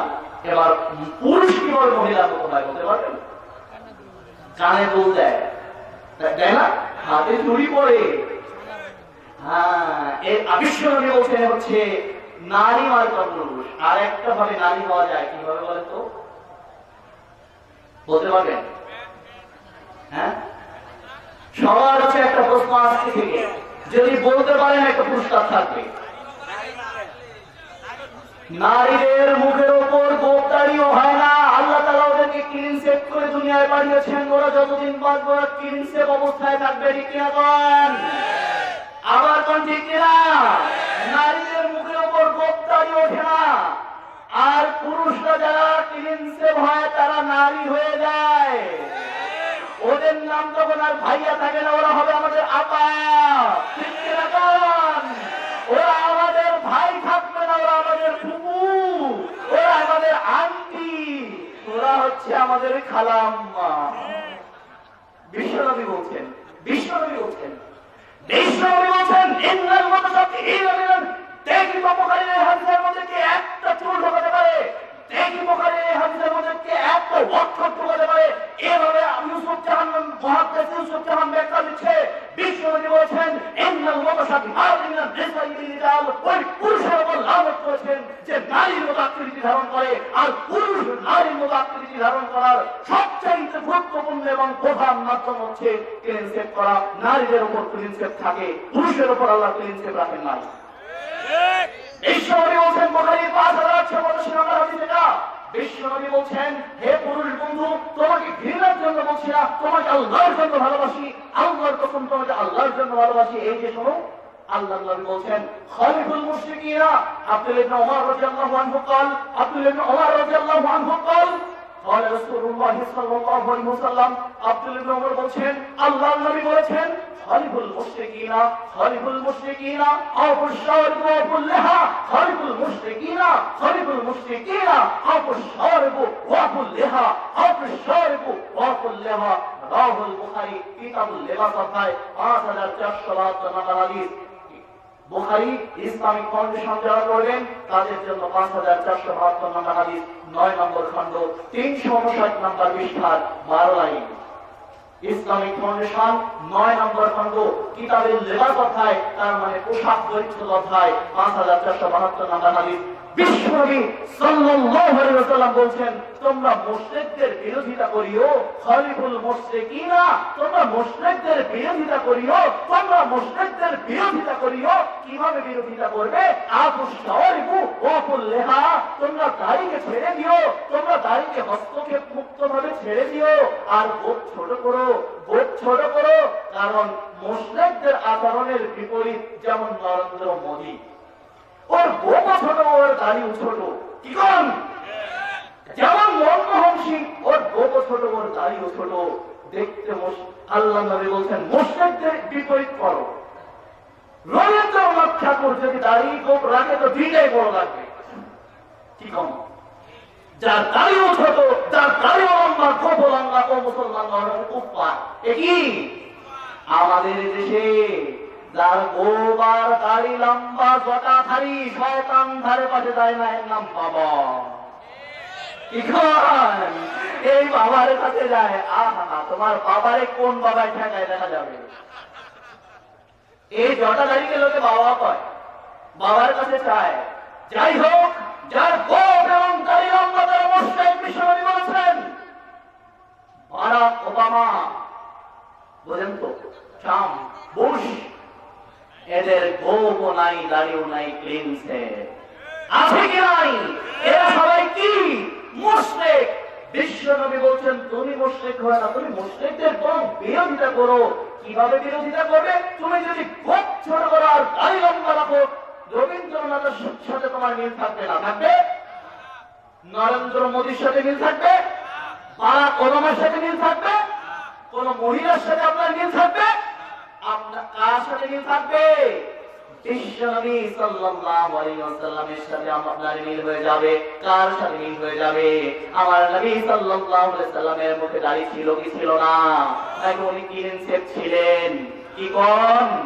আমার আল্লাহ বলছেন ওয়া'আদাকুমুর রাসূলু ফাকুতুহু ওয়া মা নাহাকুম আনহু ফান্তাহু। আমার নবী তোমাদের যা নির্দেশ দিচ্ছেন তা তোমরা গ্রহণ করো, নবী যা নিষেধ করেছেন তা তোমরা বাদ দাও। নবী নির্দেশ দিচ্ছেন, এটা আর মুস্তাহাব থাকে না, এটা আর সুন্নাত থাকে না। নবী যখন নির্দেশ দেন তখন ওয়াজিব বা ফরজ হয়ে যায়। এই জন্য দাড়িকে আপনার ছোট করে দেখার সুযোগ আছে কি নাই? নাই। অতএব বিশ্বনবী সাল্লাল্লাহু আলাইহি ওয়াসাল্লাম দাঁড়িয়ে গেছেন, তার সাহাবা আজমাইন দাঁড়িয়ে গেছেন, যত আল্লাহর ওয়ালিগণ পৃথিবী থেকে বিদায় নিয়েছেন তাবেঈগণ, তাদের মুখে দাঁড়িয়ে ছিল চারজন মুহতারাম ইমাম, মহামান্য চারজন ইমাম, তাদের মুখে দাঁড়িয়ে ছিল সমস্ত সাহাবায়ে সালফে সালিহিনদের মুখে দাঁড়িয়ে ছিল। আজ যারা নেককার মানুষ তারা দাঁড়িয়ে রাখবে, আর যারা বদকার তাদের থেকে ক্লিন সেফ থাকবে। অনেকে বলবেন না হুজুর বিয়েটা করিলেই আর করে রাখো, কারণ বিয়ে করতে গেলে মেয়ে যদি দাঁড়িয়ে রেখে কয়ে তো চাচা, ওই মেয়ের গ্রামারে ভুল আছে, কারণ আপনি বলেন চাচা, চাচাকে চাচা বললো কেন? কি কন আপনার তো চাচাই নাই, যারা চাচে ওরা হচ্ছে চাচা, যারা দাঁড়িয়ে চাচে ওরা কি জোরে কন না, যারা দাঁড়িয়ে চাচে ওরা হচ্ছে চাচা। আপনারা এখন থেকে তাদের কি বলবেন? আপনারা তো ভুল করেন যে একটু দাঁড়িয়ে লম্বা হয়ে গেছে তাদের আবার আঙ্কেল বলে ডাকেন, এদের বলবেন ভাইয়া, আর যারা চাচে ওদেরকে বলবেন আঙ্কেল চাচা, কারণ আপনি চেয়েছেন আপনার জন্য সবচেয়ে মানায় চাচাটা। কি করুন ভাই আমার, বিশ্বনবী সাল্লাল্লাহু আলাইহি ওয়াসাল্লাম আপনাকে নির্দেশ দিয়েছেন, আর আল্লাহ বলেছেন লাকাদ কানা লাকুম ফি রাসূলিল্লাহি উসওয়াতুন হাসানাহ, নাকি বলেছেন লাকাদ কানা লাকুম উসওয়াতুন হাসানাহ, লাকাদ কানা লাকুম শাহরুখ খানুন উসওয়াতুন হাসানাহ, লাকাদ কানা লাকুম বারাক ওবামায়ের উসওয়াতুন হাসানাহ, আছে কি আছে নাই? বাট লাকাদ কানা লাকুম শাকিব খানুন উসওয়াতুন হাসানাহ বলেছেন। কি বলেছেন? লাকাদ কানা লাকুম ফি রাসূলিল্লাহি উসওয়াতুন হাসানাহ, best style remaining in the style of Muhammadur Rasulullah sallallahu alaihi wasallam। বিশ্ববাসী জেনে রেখো তোমাদের জন্য সর্বশ্রেষ্ঠ স্টাইল রয়েছে মুহাম্মদ সাল্লাল্লাহু আলাইহি ওয়াসাল্লামের মধ্যে। সুবহানাল্লাহ। মাইকেল হান্ট বিশ্বের সর্বশ্রেষ্ঠ কুফার খ্রিস্টান পাদ্রী, যার বাম হাত পিছনে বেঁধে আল্লাহর ফেরেশতারা জাহান্নামে নিয়ে যাবে। এই জাহান্নামীকে দিয়ে আল্লাহ একটা কাজ করে নিয়েছেন, এই জাহান্নামীকে দিয়ে আল্লাহ একটা কাজ করে নিয়েছেন। আপনাদেরকে বলি, তার লেখা একটা কিতাব রয়েছে, the 100 most influential personalities in the world. বইটার নাম the 100 most influential personalities in the world. বইয়ের 33 পৃষ্ঠায় 12, 13, 14 নম্বর লাইনে তার একটা মন্তব্য বলছেন, all of the religious, social and political personalities in the world, Hazrat Prophet Muhammad sallallahu alaihi wasallam was one of the most successful and the best leader in the world। চিৎকার দিয়ে সুবহানাল্লাহ বলেন। এ ছিল মোটামুটি পড়ালেখা জানা, আর আমাদের দেশে বাই তাড়ানো, বাপে খেদানো ইতর মূর্খগুলো আমার নবীর নিয়ে কথা বলে, ওরা বাংলাদেশে থাকার অধিকার নাই। মাইকেল হান্ট বলছে, বিশ্বের যতগুলো মনীষী এসেছেন, রাজনৈতিক, সামাজিক, ধর্মীয় যত মনীষী এসেছেন, সর্বযুগের সর্বকালের সর্বশ্রেষ্ঠ আদর্শবান মনীষীর নাম মুহাম্মদ সাল্লাল্লাহু আলাইহি ওয়াসাল্লাম। এটা কে বলেছেন? মাইকেল হান্ট, খ্রিস্টান ধর্ম যাজক বলেছে। আর আমার নবী সাল্লাল্লাহু আলাইহি ওয়াসাল্লামের সুন্নাত পালন করতে আমাদের গর্ববোধ করা উচিত, আর মুসলমান তাই না, হিন্দুমন্যতায় ভোগে। আমার দাবি থাকবে, আমার গর্ব মুহাম্মদ সাল্লাল্লাহু আলাইহি ওয়াসাল্লাম আমার আদর্শ। যাদেরকে পছন্দ করে না ওরা মুসলমান নয়, যে নারী পছন্দ করে না ওই নারীকে দিয়ে বলা হারাম। কাজী ইউসুফ জাহাঙ্গীর দায়িত্ব নিয়ে বলছে, যে নারী পছন্দ করে না তাই ওকে তালাক দেওয়া তোমার জন্য ফরজ। কারণ বিশ্বনবী অপমান করেছে, আমাদের পরিচালক নবীর মধ্যে দাঁড়িয়ে ছিল, আমার মধ্যে থাকবে, এটাই স্বাভাবিক। যে তারিখে পছন্দ করবে না আমাদের থেকে দূর হয়ে যাবে, এটাই স্বাভাবিক। ভাইয়েরা আমার, মেসিকে ভালোবেসে মুসলমান জাতি হাফ প্যান্ট পরে, 10 নাম্বার হাফ প্যান্ট পরে মেসিকে ভালোবাসে। শাহরুখ খানকে ভালোবেসে এক হাত কাপড় নিচে কাপড় ঝুলিয়ে পড়ায়, সেনা কাপড়। সেরা বোঝেন তো? একদিন দেখি নিউ মার্কেটে একটা কাজে গিয়েছি, দেখি সেরা কাপড়। আমি বলি, ভাই এগুলো কি এত কত কম দাম হয়? তারপর পরে বলে, না ভাই এগুলো কম দাম না, এগুলো বেশি দাম। সেরা যত সেরা যেগুলো নাকি বেশি দাম। রুচি কোথায় গিয়ে পৌঁছাইছে জাতি। এবার প্যান্ট করবে, ও একটা যুবক ছেলে, স্টাইলিশ ছেলে যদি আপনার ঘর সকালবেলা ওকে ডেকে ঢুকে বাসায় নিয়ে আসতে পারেন, ওই দিন আর ঘর মোছা লাগবে না, কাজের লোকের কাজ ও করে দিয়ে যাবে। কারণ ওর প্যান্টের নিচে এতটা আপনার বাড়ি মোছা হয়ে যাবে। কি করেন? এর নাম শাহরুখ খানের আদর্শ, এর নাম মেসির আদর্শ। হাফ প্যান্ট করে আমাদের জীবনটা ঘুরে বেড়ায়, বেড়ায় কি বেড়ায় না? মেসিকে ভালোবাসে যায় 10 নম্বর জার্সি আর প্যান্ট পরে।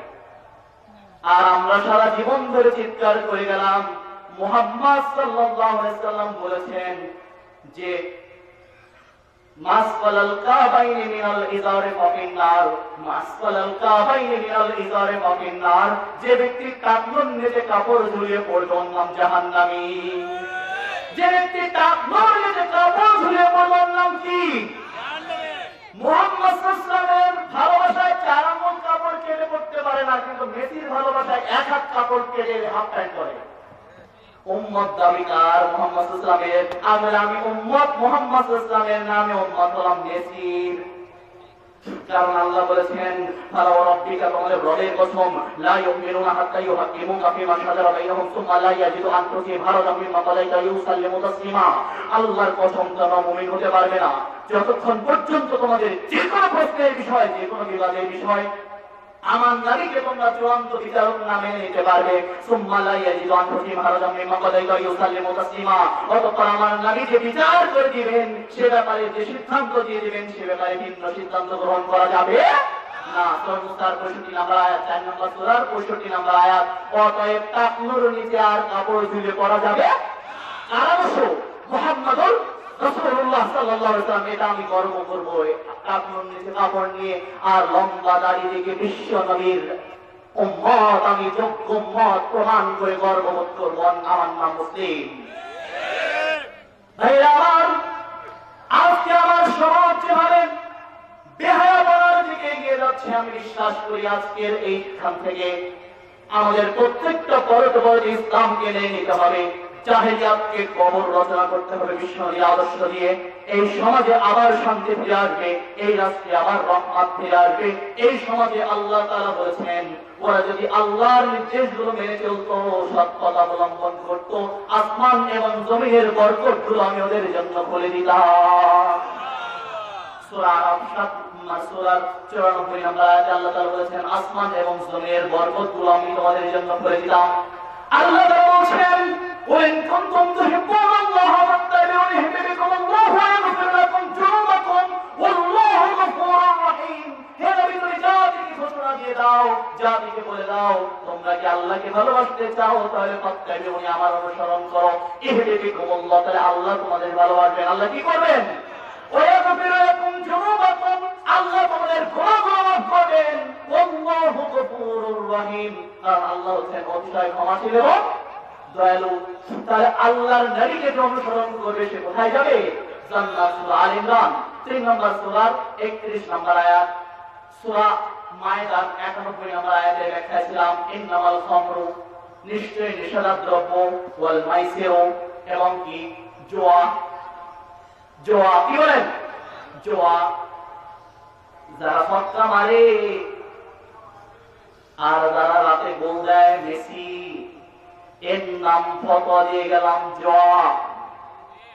আইপিএল, বিপিএল, যত PCL, VCL, world cup, world cup যা আছে এগুলোর নাম হচ্ছে জুয়া। এইগুলোর নাম জুয়া। এইগুলো দেখাও জায়েজ নাই, এ নিয়ে গল্প করাও জায়েজ নাই, এগুলোর নাম জুয়া। পরিষ্কার আল্লাহ বলেছেন ইন্নাল খামরু ওয়াল মাইসিরু, এগুলো হচ্ছে কি?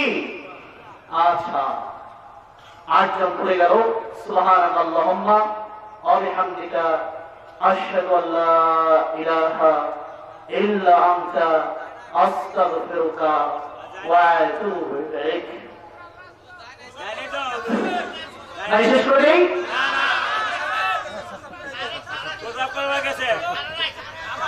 চলবে সবার?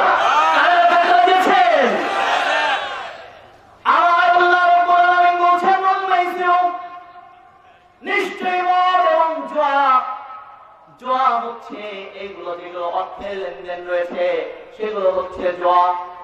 ওয়াল মাইসির ওয়াল আনসাব ওয়াল আজলাম, মূর্তি পূজা। কি মূর্তি? আমার নবী বলেছেন ইবনে মাজাহ 3039 নম্বর হাদিস, আমার জীবনের সবচেয়ে বড় ভীতি হচ্ছে দিনটি, আমার জীবনের সবচেয়ে বড় ভয় হচ্ছে দিনটি। তার মধ্যে একটা ভয় হচ্ছে আমার উম্মতের একটা আলেম সমাজের পথভ্রষ্টতা নিয়ে আমি ভয় করি। আলেমরাই দিনকে বেশি ধ্বংস করেছে, কি বলেন? আলেমরাই দিনকে বেশি ধ্বংস করেছে। নাস্তিকরা যত বেশি ধ্বংস করতে না পারে, আলেমদের মাধ্যমে বেশি ধ্বংস হয়। কারণ নাস্তিকরা কাফের, একটা ছোট 4 বছরের বাচ্চাও বলতে পারে, কিন্তু যে আলেম জাল হাদিস বলে জাতিকে জাল বানায়, ও হচ্ছে যে বড় কাফের। কারণ ও হলো জাহান্নামী। ও কি? যে জাল হাদিস বলে, যা কোরআনে নাই, হাদিসে নাই, জাল হাদিস। যে জাল হাদিস বলে, বুখারীর 106 নম্বর হাদিস থেকে সরাসরি সম্প্রচার করছি। আবু হুরায়রা রাদিয়াল্লাহু আনহু বলেন, রাসূল সাল্লাল্লাহু আলাইহি ওয়াসাল্লাম বলেছেন, লা তাকযিবু আলাইয়া, খবরদার তোমরা মিথ্যা কথা বলবে না, আমার ব্যাপারে মিথ্যা কথা বলবে না। ফাইন্নাহু মান কাযাবা আলাইয়া ফালিয়ালিন নার, যে আমার ব্যাপারে মিথ্যাচার করবে তার থাকার জায়গা হবে জাহান্নাম। কোথায় হবে বলেন? কোথায়? বুখারীর 106, 107, 108, 109 এবং 110 নম্বর হাদিস। যারা জাল হাদিস বর্ণনা করবে, মিথ্যা বানোয়ার ভিত্তিহীন, বাজারের 34 টাকা দামের চটি বই থেকে যারা ওয়াজ করবে, ওদের থাকা জায়গা জাহান্নাম। ওয়াজ করতে হবে কোরআন দিয়ে, ওয়াজ করতে হবে বিশ্বনবী সাল্লাল্লাহু আলাইহি ওয়াসাল্লামের হাদিস দিয়ে। কি দিয়ে? এই দিয়ে যদি না করে যদি গাল গল্প করা হয়, বিশ্বনবী বলছেন ইসলামের ব্যাপারে গাল গল্প করো না। আইনা ভাঙতে পারে ফালিয়ালিন নার, তোমাদের উপর মিথ্যাচার আর আমার উপর মিথ্যাচার আর অন্য 10 জনের উপর মিথ্যাচার এক নয়।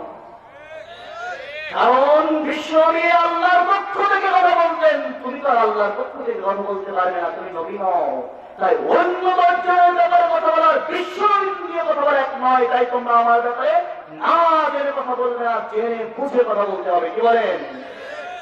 তাই বিশ্বনবী বললেন, আমার জীবনে সবচেয়ে বড় চিন্তা এক হচ্ছে আমার উম্মতের আলেম সমাজের পথভ্রষ্টতা নিয়ে আমি ভয় করি।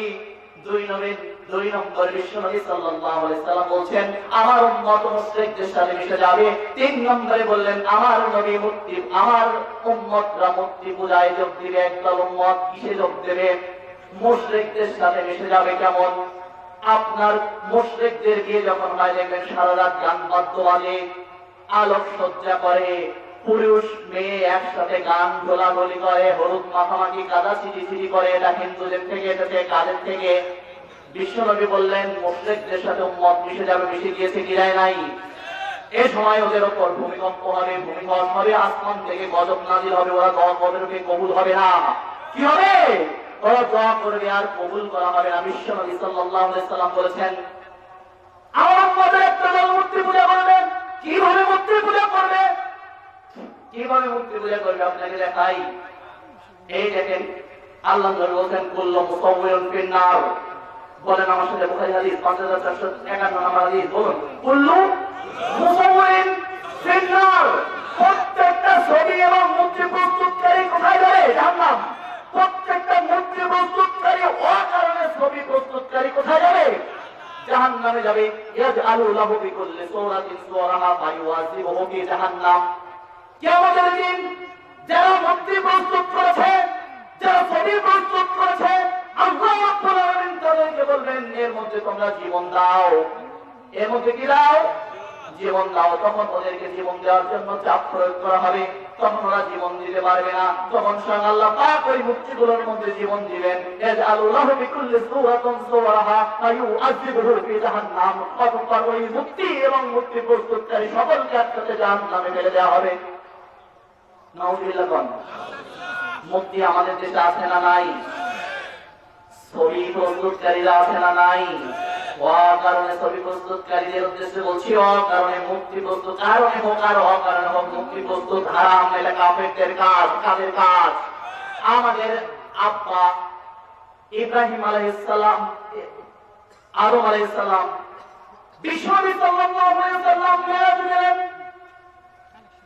সপ্তম আসমানে যখন পৌঁছালেন, জিবরাইল আলাইহিস সালাম বলছেন, ইয়া মুহাম্মদ রাসূলুল্লাহ ওয়া আদম আলাইহিস সালাম, ওয়া আদম আলাইহিস সালাম। প্রিয় ভাইরা, একটা দাবি বোধহয় মাহফিল কর্তৃপক্ষ থেকে আসে, পাশ থেকে শুনতে পাচ্ছি, যে কারণে হাদিস বলতে একটু অসুবিধা হচ্ছে। তো আমি আপনাদেরকে বলবো, আপনাদের সে দাবিটা মিটিয়ে দিন, মন খুলে আল্লাহর জন্য যে যতটুকু পারেন মসজিদের উন্নয়ন করবে এবং এমন একটা ইসলামী জলসা যা কোরআন এবং হাদিস দিয়ে প্রত্যেক বছর হবে। এটা আপনারা চান সবাই? জন্য তাদের ভালো কাজে সহযোগিতা করতে সূরা মায়েদার 3 নম্বর আয়াতে আল্লাহ নির্দেশ দিয়েছেন। এটা ওনারা ভালো কাজ করেছে না নোংরা কাজ করেছে? যে জন্য আপনারা সবাই চেষ্টা করুন, একজন ভাই আস্তে আস্তে একটা রোমাল নিয়ে চলে যান, কিছু যা যে যেটা যেভাবে পারেন, যতটুকু পারেন ততটুকু আল্লাহর জন্য আপনারা ব্যয় করুন। হাদিস শুনুন, আমদেওয়া হাদিস বলে লাভ নেই যে এই দান করো, এই হবে তাই হবে, এত বলার দরকার নেই। আর দান বললে লাভ হবে, আপনি দিবেন। বিশ্বনবী সাল্লাল্লাহু আলাইহি ওয়াসাল্লাম বলেন ওদেরকে জাহান্নামের মধ্যে ফেলে দেওয়া হবে। তখন ওই মূর্তি প্রস্তুতকারী যে কথা বলছিলাম, জিবরাইল আলাইহিস সালাম আমার নবীকে নিয়ে যাচ্ছেন, আল্লাহর সাথে সাক্ষাৎ করাবেন। সপ্তম, প্রথম, দ্বিতীয়, তৃতীয়, চতুর্থ, ষষ্ঠ আসমান কেটে সপ্তম আসমানে নিয়ে যাচ্ছি। সংক্ষেপ করছি, চেষ্টা করছি দ্রুত, আপনার কষ্ট হচ্ছে যদিও আপনারা বলছেন আল্লাহর জন্য অপেক্ষা করবেন, কিন্তু আমরা ইনশাআল্লাহ খুব শীঘ্রই শেষ করব। আর যতগুলো এই হাদিসগুলো বর্ণিত হয়েছে এগুলো আমরা বাস্তব জীবনে আমল করার চেষ্টা করব। অল্পতেই অনেক কাজ হবে ইনশাআল্লাহ। ভাই আমার, সপ্তম আসমানে জিবরাইল আলাইহিস সালাম বলছেন ইয়া মুহাম্মাদুর রাসূলুল্লাহ ওয়া ইব্রাহিম আলাইহিস সালাম ওয়া আবুকা ফাসাল্লাম আলাইকা। আল্লাহর নবী, এই দেখুন একজন সম্মানিত মানুষ বসে আছেন, ওনার নাম হচ্ছে ইব্রাহিম আলাইহিস সালাম। কি নাম? ওয়া আবুকা, ওনাই হচ্ছেন আপনার আব্বা। উনি কে? উনি হচ্ছেন আপনার আব্বা। ফাসাল্লাম আলাইকা, আপনি একটু ঘুরে গিয়ে ওনাকে সালাম দিন। বিশ্বনবী সাল্লাল্লাহু আলাইহি ওয়াসাল্লাম একটু এগিয়ে গিয়ে বলেন আসসালামু আলাইকুম ইয়া আবি। আব্বা, আপনাকে সালাম। ইব্রাহিম আলাইহিস সালাম ঘরে ফিরে দেখেন স্বয়ং মুহাম্মদুর রাসূলুল্লাহ যার জন্য প্রতীক্ষায় বসে আছেন, আল্লাহ বসিয়ে রেখেছেন সংবর্ধনা দেওয়ার জন্য। মুহাম্মদুর রাসূলুল্লাহ পৌঁছে গেছে। আমরে বাবা হয়ে ইব্রাহিম আলাইহিস সালাম বলছেন ওয়ালাইকাস সালাম ইয়া ইবনুস সালিহ ওয়া নাবিয়্যুস সালিহ। হে আমার নেককার সন্তান, ও আল্লাহর নেককার নবী, আপনার উপর আল্লাহর শান্তি রহমত বর্ষিত হোক। এরপরে ইব্রাহিম আলাইহিস সালামকে সপ্তম আসমানে দেখে আসলেন। এবার নিচে নেমে এলেন, আল্লাহর সাথে কথাবার্তা হলো দীর্ঘ হাদিস। এবার নিচে নেমে এলেন। নিচে নেমে আসার পর আল্লাহর নবী সাল্লাল্লাহু আলাইহি ওয়াসাল্লাম দেখলেন কাবা ঘরের আশপাশে, কাবা ঘরের মধ্যে যাদের ছবি আঁকা হয়েছে, যার সাথে সপ্তম আসমানে দেখা হলো, সেই ইব্রাহিম আলাইহিস সালামের প্রতিকৃতি তৈরি করা হয়েছে। এবার লাঠি একটা নিয়ে বলছে জাল হক ওয়া জাকাল আকিরাল আকিরা কানা জাহুকা। সূরা ইসরার 81 নম্বর আয়াত পড়ে না, পিটিয়ে মূর্তিগুলোকে ভেঙে সোজা করে দেন। উনি হচ্ছেন ইব্রাহিম আলাইহিস সালাম, কি বললেন? সুপুত্র। আর ইব্রাহিম আলাইহিস সালাম কি? মিল্লাতে আবিকুম ইব্রাহিম। উনি কেমন বাবা? সুবাব না কুবাব? উনি একজন যোগ্যতা সম্পন্ন বাপ, আর বিশ্বনবী হচ্ছেন যোগ্যতা সম্পন্ন ছেলে। যোগ্যতা সম্পন্ন বাপের ছেলে যোগ্যতা সম্পন্ন বাপের মূর্তি পিটিয়ে ভেঙে দিচ্ছে। আর আপনি নাকি অনেক শিক্ষিত, ঢাকা ইউনিভার্সিটি থেকে অনার্স মাস্টার্স পাস করেছেন, বাপের ছবি আটকে রেখেছেন, আপনি মুহাম্মদ ইসলামের বিরুদ্ধোচ্চারণ করেছেন। আপনার বাবার ছবি অন্তরে থাকবে। বাবা ভালো কাজ করলে মূর্তি প্রস্তুত করার দরকার আছে না নাই? বাবা ভালো কাজ করলে মানুষটাকে আজীবন ভালোবাসবে। আবু বকর সিদ্দিক রাদিয়াল্লাহু আনহুর মূর্তি আছে কি নাই? আছে। আবু বকর সিদ্দিককে মানুষ ভুলে গেছে কি মনে আছে? প্রত্যেক মুহূর্তে মনে পড়ে কি পড়ে না? ইব্রাহিম আলাইহিস সালামের মূর্তি আছে কি নাই? নাই। ইব্রাহিম আলাইহিস সালামকে কি ভুলে গেছে নাকি জাতি? ভালো কাম করলে জাতি আজীবন মনে রাখবে। কলিজার মধ্যে তোমার ছবি রেখে দেবে কি কোন? বাইরে মূর্তি প্রস্তুত করার দরকার নাই। কারণ আমরা মুহাম্মদ ইসলামের উম্মত, জন্মই হয়েছে মুক্তির গোষ্ঠী মেরে দেওয়ার জন্য, ছবির গোষ্ঠী মেরে দেওয়ার জন্য, ছবিকে প্রস্তুত করার জন্য, আর মূর্তিকে প্রস্তুত করার জন্য নয়। আমরা আদর্শ পিতার আদর্শ সন্তান। আর যারা কুপিতার কুসন্তান, তারা ছবি প্রস্তুত করবে আর মূর্তি প্রস্তুত করবে। তারা কি পিতার কি সন্তান? কুপিতার কুসন্তান। মনে থাকবে, কারণ বুখারী হাদিস ইয়াজালুল্লাহু লিকুল্লি সূরাতিন সূরাহা, তাদের এবং ছবি জাহান্নামে ফেলে দেওয়া হবে। কি করবেন সেদিন? কোন বাবা বাঁচাতে পারবে না সেদিন। সেদিন এক আল্লাহর হাতে সমস্ত ক্ষমতা নিহিত থাকবে।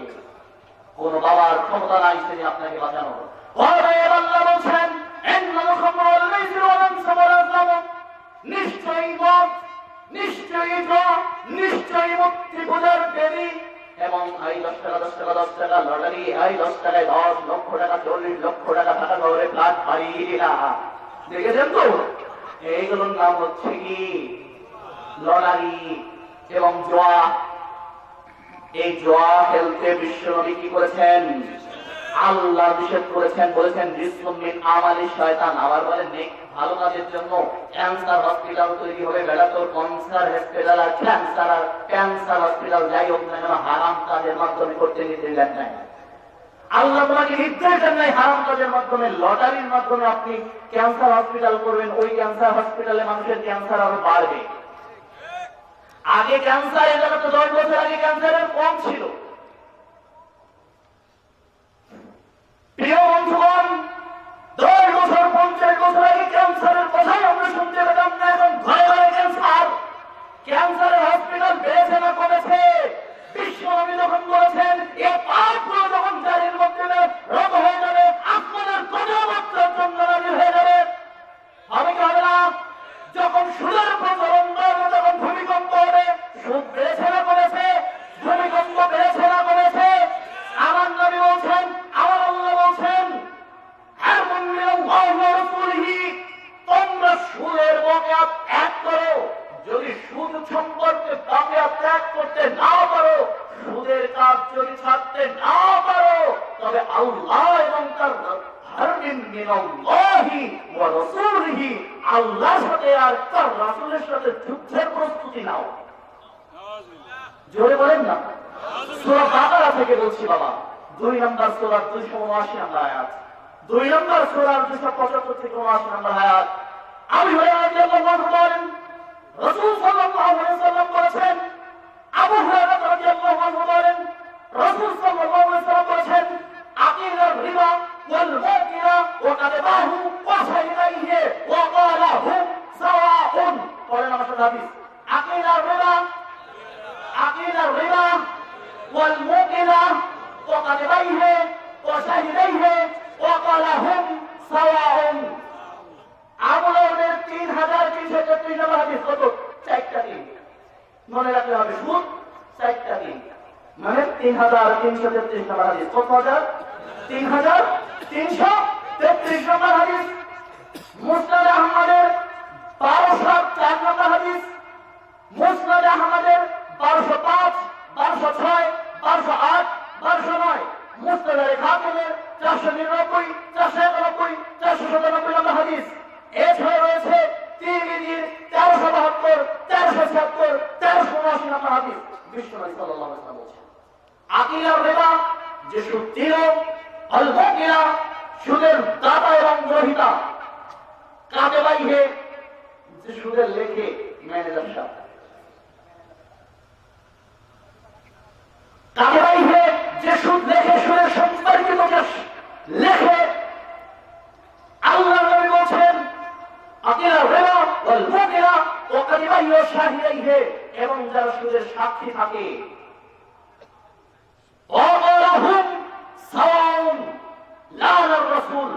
আল্লাহর নবী লানত তাদের উপর, আল্লাহর গজব তাদের উপর, যে সুদ দেয়, যে সুদ গ্রহণ করে, যে সুদ দেয়, যে সুদ লেখে, যে সুদের সাক্ষী থাকে, সবার উপর আল্লাহর গজব করবে। আবু দাউদের হাদিস বললাম।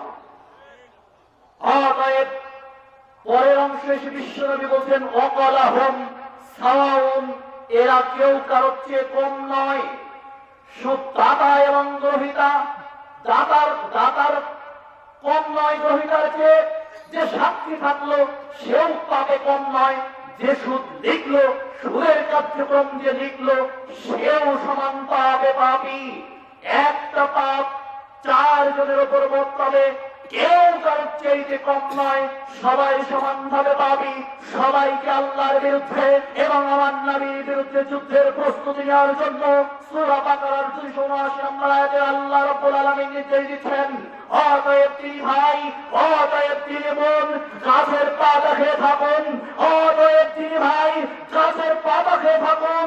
3 বেলার খাবার একবেলা খান, 3 দিনের খাবার একদিনে খান, সুদ বর্জন করুন। কারণ আল্লাহ তাআলা বলেছেন, আল্লাহর নবী বলেছেন, রক্ত আর পুঁজের নদীর মধ্যে ফেলে দেওয়া হবে।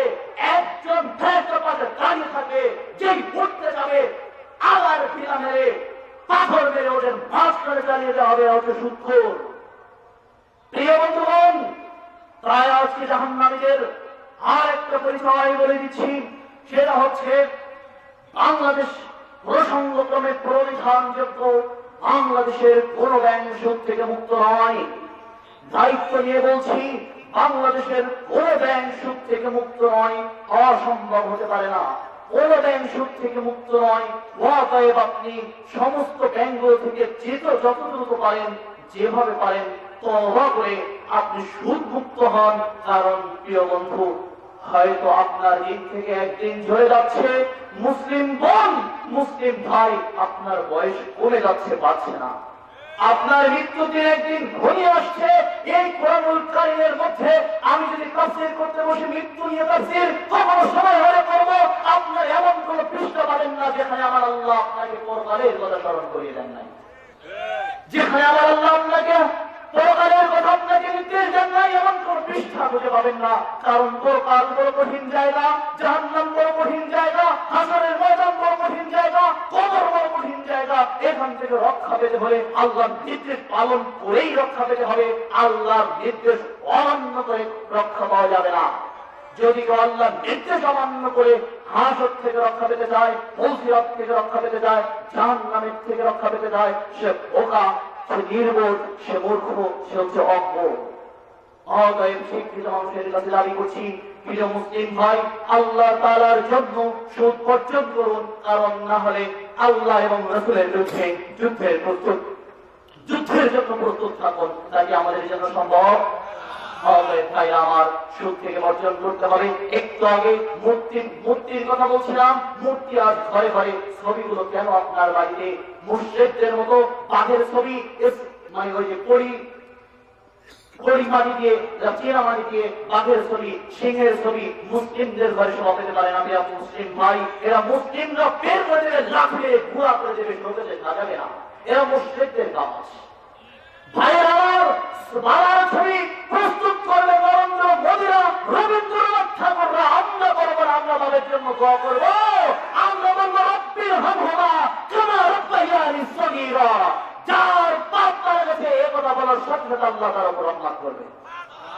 ভাই আমার, বাবার মূর্তি প্রস্তুত করার দরকার নাই, বাবার ছবি প্রস্তুত করার দরকার নাই। বাবার জন্য কান করে দোয়া করুন, এটাই আপনার বাবার জন্য উপকারে আসবে।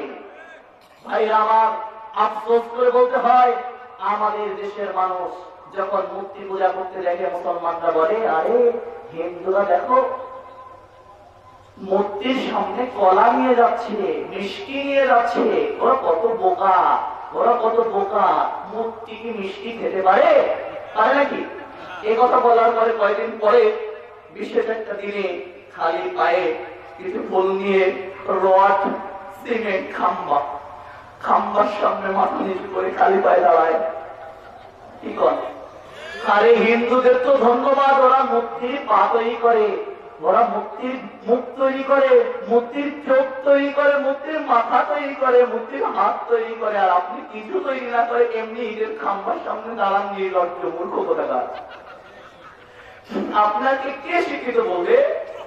কে শিক্ষিত? You are illiterate, you are ignorant, you don't know about education. আপনি শিক্ষাই বোঝেন না, আপনি শিক্ষাই বোঝেন না, আপনি শিক্ষিত নন। You are illiterate, you are ignorant, আপনি নিরক্ষর, আপনি মূর্খ। কেন মূর্খ জানেন? আমার আল্লাহ বলেন, আর রহমান আল্লামাল কোরআন, দয়াময় রহমান শিক্ষার উপকরণ হিসাবে দিয়েছেন কোরআন। সুবহানাল্লাহ বলেন। এই জন্য কোরআনের প্রথম সূরা ফাতিহা তো ভূমিকা, এরপরে প্রথম সূরা কি বাকারা, কি কোন বাকারা মানে গরু, বাকারা মানে কি গরু। সর্বশেষ সূরার নাম কি নাস, কি নাস মানে গরু হয়ে অবলা জন্তু নির্বোধ কাঠা মূর্খ, তুমি মূর্খ হয়ে কোরআনের মধ্যে ঢোকো, গরু হয়ে মানুষ হয়ে বের হও। তার মানে কোরআনের জ্ঞান অর্জন করতে পারলে মানুষ হও, আর না হলে তোমরা গরু ছাগল। যার মধ্যে কোরআনের জ্ঞান নাই সে হচ্ছে মূর্খ, ওই জ্ঞানকে জাহান্নামে নেবে। আমার নবী বলছেন আল্লাহুম্মা ইন্নী আউযু বিকা মিন ইলমিন লা ইয়ানফা, আল্লাহুম্মা ইন্নী আউযু বিকা মিন ইলমিন লা ইয়ানফা ওয়া মিন কলবিন লা ইয়াশফা ওয়া মিন নাফসিন লা তাশফা ওয়া মিন দাওয়াতিন লা ইস্তাজাবু লাহা। মুসনাদ মিশকাতুল মাসাবিহ 478 নম্বর হাদিস। আল্লাহর নবী বলছেন আল্লাহ তোমার কাছে এমন জ্ঞান চাই না যা উপকার করে না বরং ক্ষতি করে, যে জ্ঞান মুক্তির সঙ্গে ফুল নিয়ে নগ্ন পথে দাঁড়াতে শেখে ও জ্ঞান ক্ষতি করবে। যে বাবা কি কোন ও জ্ঞান ক্ষতি করবে। কারণ শুনুন, ভালো করে শুনুন, আপনি বিশ্ববিদ্যালয়ে মাস্টার্স করে যদি নিজেকে শিক্ষিত ভাবেন, আমি বলবো আমার মা এক মুরগি পুষতো, আপনার মায়েরা বসে না মুরগি বসেন তো, মুরগিরাও আপনার থেকে বেশি শিক্ষিত। আপনি যদি আমেরিকা থেকে FRCS ডাক্তার পাস করে এসে বলেন I am educated person, I have completed my education from USA, আমি আমেরিকা থেকে পাস করে এসেছি, আমি অনেক শিক্ষিত মানুষ, এই তোমাদের মতো আমার পাশে বলার মতো না, বলে না, আছে না? বাপ দেখলে মনে হয় অনেক বিরাট ব্যাপার। আল্লাহ রাব্বুল আলামিন বলেছেন তুমি যদি শিক্ষিত হও, আমার একজন যারা জেনারেল বিভাগে একজন বন্ধু ছিল, সে বাহির থেকেই পড়ে আসছে, ডাক্তারি করে এসেছে, FRCS MBBS এখান থেকে বাইরে থেকে FRCS শেষ করে এসেছে। আসার পর তার প্রথম কাজ হচ্ছে একজন মহিলা, আবার গাইনোকোলজিস্ট, গাইনি বুঝেন, স্ত্রী রোগ বিশেষজ্ঞ। আচ্ছা, এখন একজন মহিলাকে পরীক্ষা নিরীক্ষা করে ঘোষণা দিয়েছে যে তুমি হচ্ছে প্রেগন্যান্ট, গর্ভবতী। আচ্ছা, কিছুদিন পরে আরো পেজ বেড়ে গেল। মহিলা যখন তার কাছে আসলো, অন্য জায়গায় পরীক্ষা করে দেখলো যে না, পেটে একটা টিউমার হয়েছে, কিন্তু হুজুরে কি খবর দিয়েছে? গর্ভবতী। পরীক্ষা নিরীক্ষা করার পর গর্ভবতী খবর দিয়েছে। আমি বলছি হার্ভার্ড থেকে পড়ে আসলে, ঢাকা বিশ্ববিদ্যালয় থেকে মাস্টার্স পাস করে PhD ডিগ্রি পাই, তুমি শিক্ষিত দাবি করতে পারো না। তুমি যদি শিক্ষিত দাবি করো, মুরগি তোমার থেকে বেশি শিক্ষিত প্রমাণ করছি। দেখো, FRCS আমেরিকা থেকে পড়ে এসে তুমি যদি শিক্ষিত মনে করে থাকো, কোরআনের জ্ঞান ছাড়া তোমার থেকে মূর্খ আর পৃথিবীতে নাই। দেখো দেখাচ্ছি, এই দেখো দেখাচ্ছি। আমি ছোটবেলায় মুরগি বাচ্চার চিচিক চিচিক যে আওয়াজটা খুব পছন্দ করতাম। আমার মা কুচে মুরগি বোঝেন, মা মুরগি ডিম দিয়ে বসিয়ে দিত, ডিম দিয়ে সুবহানাল্লাহ। আজকে যখন এইগুলো পড়াশোনা করে চোখ দিয়ে অটোমেটিক আল্লাহর যত পানি চলে আসে, যে আল্লাহ কি রহমত চারিদিকে ফেলে দিয়েছে। মুরগিকে 17-18 দিন যখন চলে যেত, তখন মুরগি দেখতাম যে ডিমগুলো ফাটাচ্ছে। আমি কি করতাম জানেন? মুরগিটাকে ধরে নিয়ে ফেলে দিতাম। মাকে বলতাম মা তোমার ডিমের 12টা বাজিয়ে ছাড়বে, সব ডিম ছাড়িয়ে দিচ্ছে। মা বলছে মুরগি 12টা বাজাচ্ছে না, তুমি ডিমের 12টা বাজাচ্ছ। কেন? ভালো করে বুঝলো মা, আমি কেন ডিমের 12টা বাজালাম? তো বলছে এখন ফাটিয়ে দেওয়ার দরকার, তাই ফাটাচ্ছে। মা অত বেশি বলতে পারেন নাই। এই জাতীয় ভাই ইংরেজিও করেছে, ইংরেজিতে ফার্স্ট ক্লাস আছে, আরবিতেও আছে। জি, বিশ্ববিদ্যালয়ে যখন পড়তে গেলাম তখন দেখলাম every animal must need oxygen, without oxygen any animal cannot live for 1 second. Oxygen ছাড়া কোনো প্রাণী 1 সেকেন্ড বাঁচতে পারে না। আল্লাহ রাব্বুল আলামিন মুরগিকে অক্সিজেনের জ্ঞান দিলেন, মুরগিকে অক্সিজেনের শিক্ষা দিলেন। 17-18 দিন পর দেখবেন মুরগির ডিমের ভিতর থেকে মুরগির বাচ্চার চিকচিক আওয়াজ শোনা যায়। মুরগি তখন দেখলো এই ডিম চারদিকে আটকানো, কোথাও দিয়েও অক্সিজেন প্রবেশের সুযোগ নাই। এখন যদি আমি ডিম না ফাটিয়ে দিই, বাচ্চাটা ওর মধ্যে মরে যাবে। এই জন্য 17 দিন পর মুরগির মা মুরগি ওই ডিমগুলো ফাটিয়ে দিচ্ছে। বিস্ময়কর ব্যাপার হচ্ছে, যেখান থেকে মা মুরগি ডিমটা ফাটিয়ে দিচ্ছে ওখানেই বাচ্চার মুখটা রয়েছে। সুবহানাল্লাহ বলেন।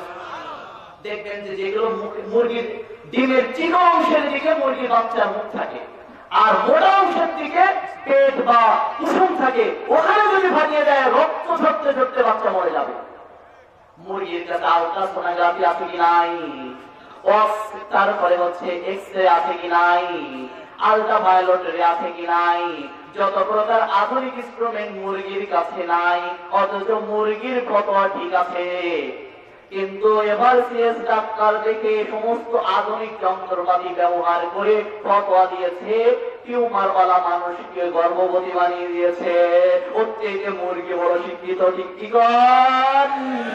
এবার সিএস পাস করলে অভিজ্ঞতা হয় শিক্ষিত, এর নাম নয়।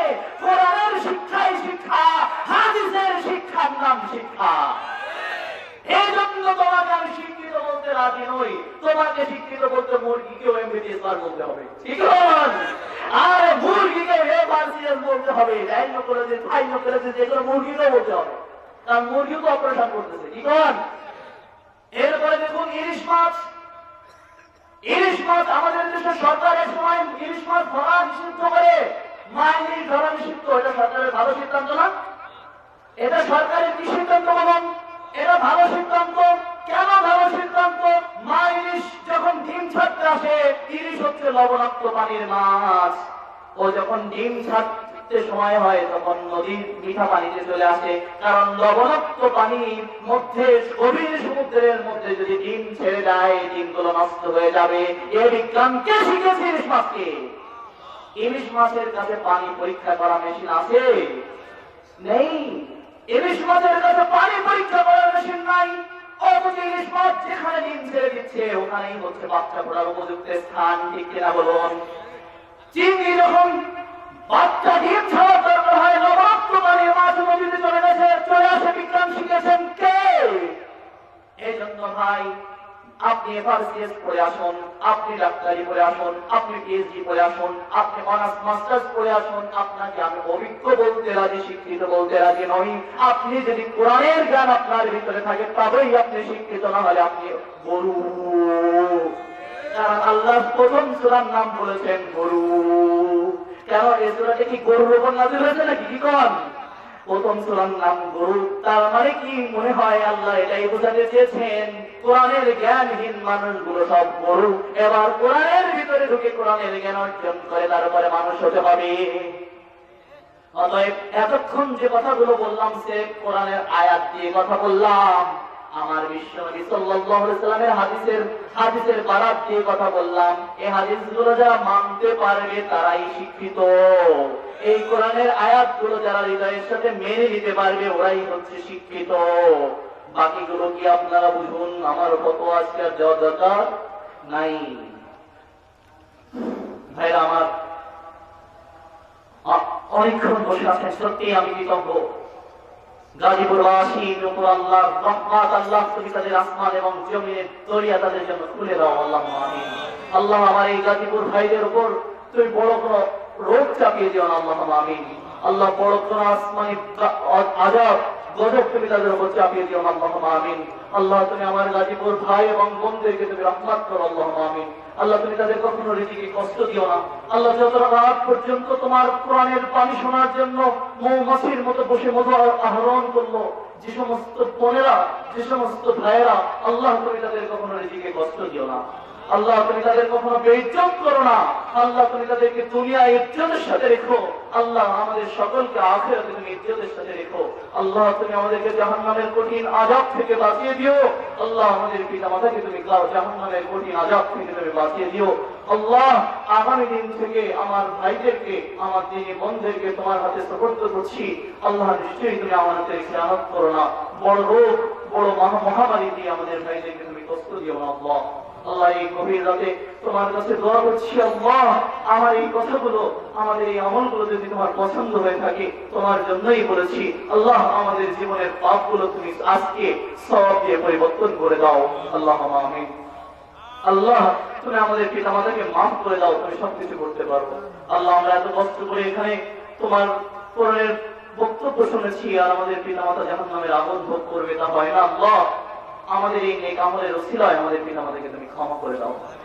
আল্লাহ মাহফিলের নিজাম কমিটি যে সমস্ত ভাইরা, যে সমস্ত মুরব্বীরা অর্থ দিয়ে, শ্রম দিয়ে সহযোগিতা করেছে মাহফিলকে, আল্লাহ তুমি তাদেরকে রহমত করো, তাদের যাবতীয় বিপদগুলো তুমি থেকে তাদের হেফাজত করো। আল্লাহ আমিন। আল্লাহ তাদের মনের আশাগুলো তুমি পূরণ করো। আল্লাহ তুমি তাদের মনের আশা ভালো জানো। আল্লাহ আমিন। প্রিয় বন্ধুগণ, আপনার যে যা পারেন, আমাদের মাহফিলের অনেক লোকজন রোমান দেখতে পাচ্ছি, যে যা পারেন আপনারা দুহাত ধরে মাহফিলের জন্য দান করুন। আল্লাহ আপনাদের সহায় হন, আল্লাহ আপনাদেরকে হেফাজত করুন। আল্লাহ আমিন। সবাই আমার সাথে পড়ে নিন। প্রিয় ভাইয়েরা, কেউ যাবেন না, এতক্ষণ বসে আছেন, শেষ দোয়াটুকু আমার সাথে পড়ুন। আল্লাহ আমাদের এর মধ্যে যত ভুল ত্রুটি হয়ে গেছে আল্লাহ আমাদের মাফ করে দিবেন, আমাদের সবগুলো গুনাহগুলোকে সব দিয়ে পরিবর্তন করবেন ইনশাআল্লাহ। প্রত্যেক বোনেরা জায়গায় দাঁড়িয়ে আমার সাথে বলেন সুবহানাল্লাহ আল্লাহুম্মা ওয়া বিহামদিকা আশহাদু আল্লা ইলাহা ইল্লা আনতা আস্তাগফিরুকা ওয়া আতুবু ইলাইক। যারা মহব্বতে হাত মিলাতে চান তারা স্টেজের ডান পাশে আসতে পারেন। যারা মহব্বতে হাত মিলাতে চান স্টেজের ডান পাশে আসতে পারেন। আসসালামু আলাইকুম ওয়া রাহমাতুল্লাহি ওয়া বারাকাতুহু।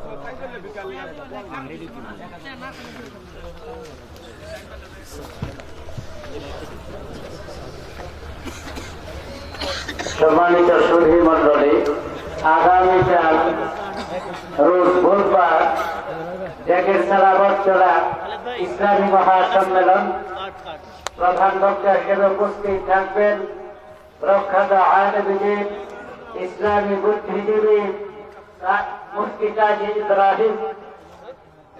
প্রধান বক্তা হিসেবে উপস্থিত থাকবেন প্রখ্যাত আলেমদিন মুফতি কাজী ইব্রাহিম।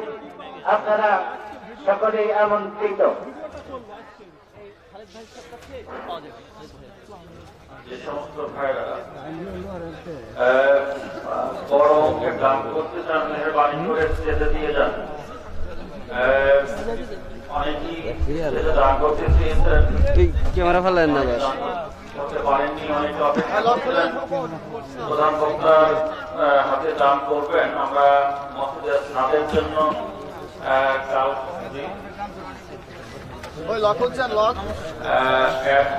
জাহাঙ্গীর আলম আজকের মাহফিলের প্রধান অতিথি 20,000 টাকা দান করেছেন। আল্লাহ তার দান কবুল করুন। যারা আমাদের কাউন্সিলর সাহেব আমাদের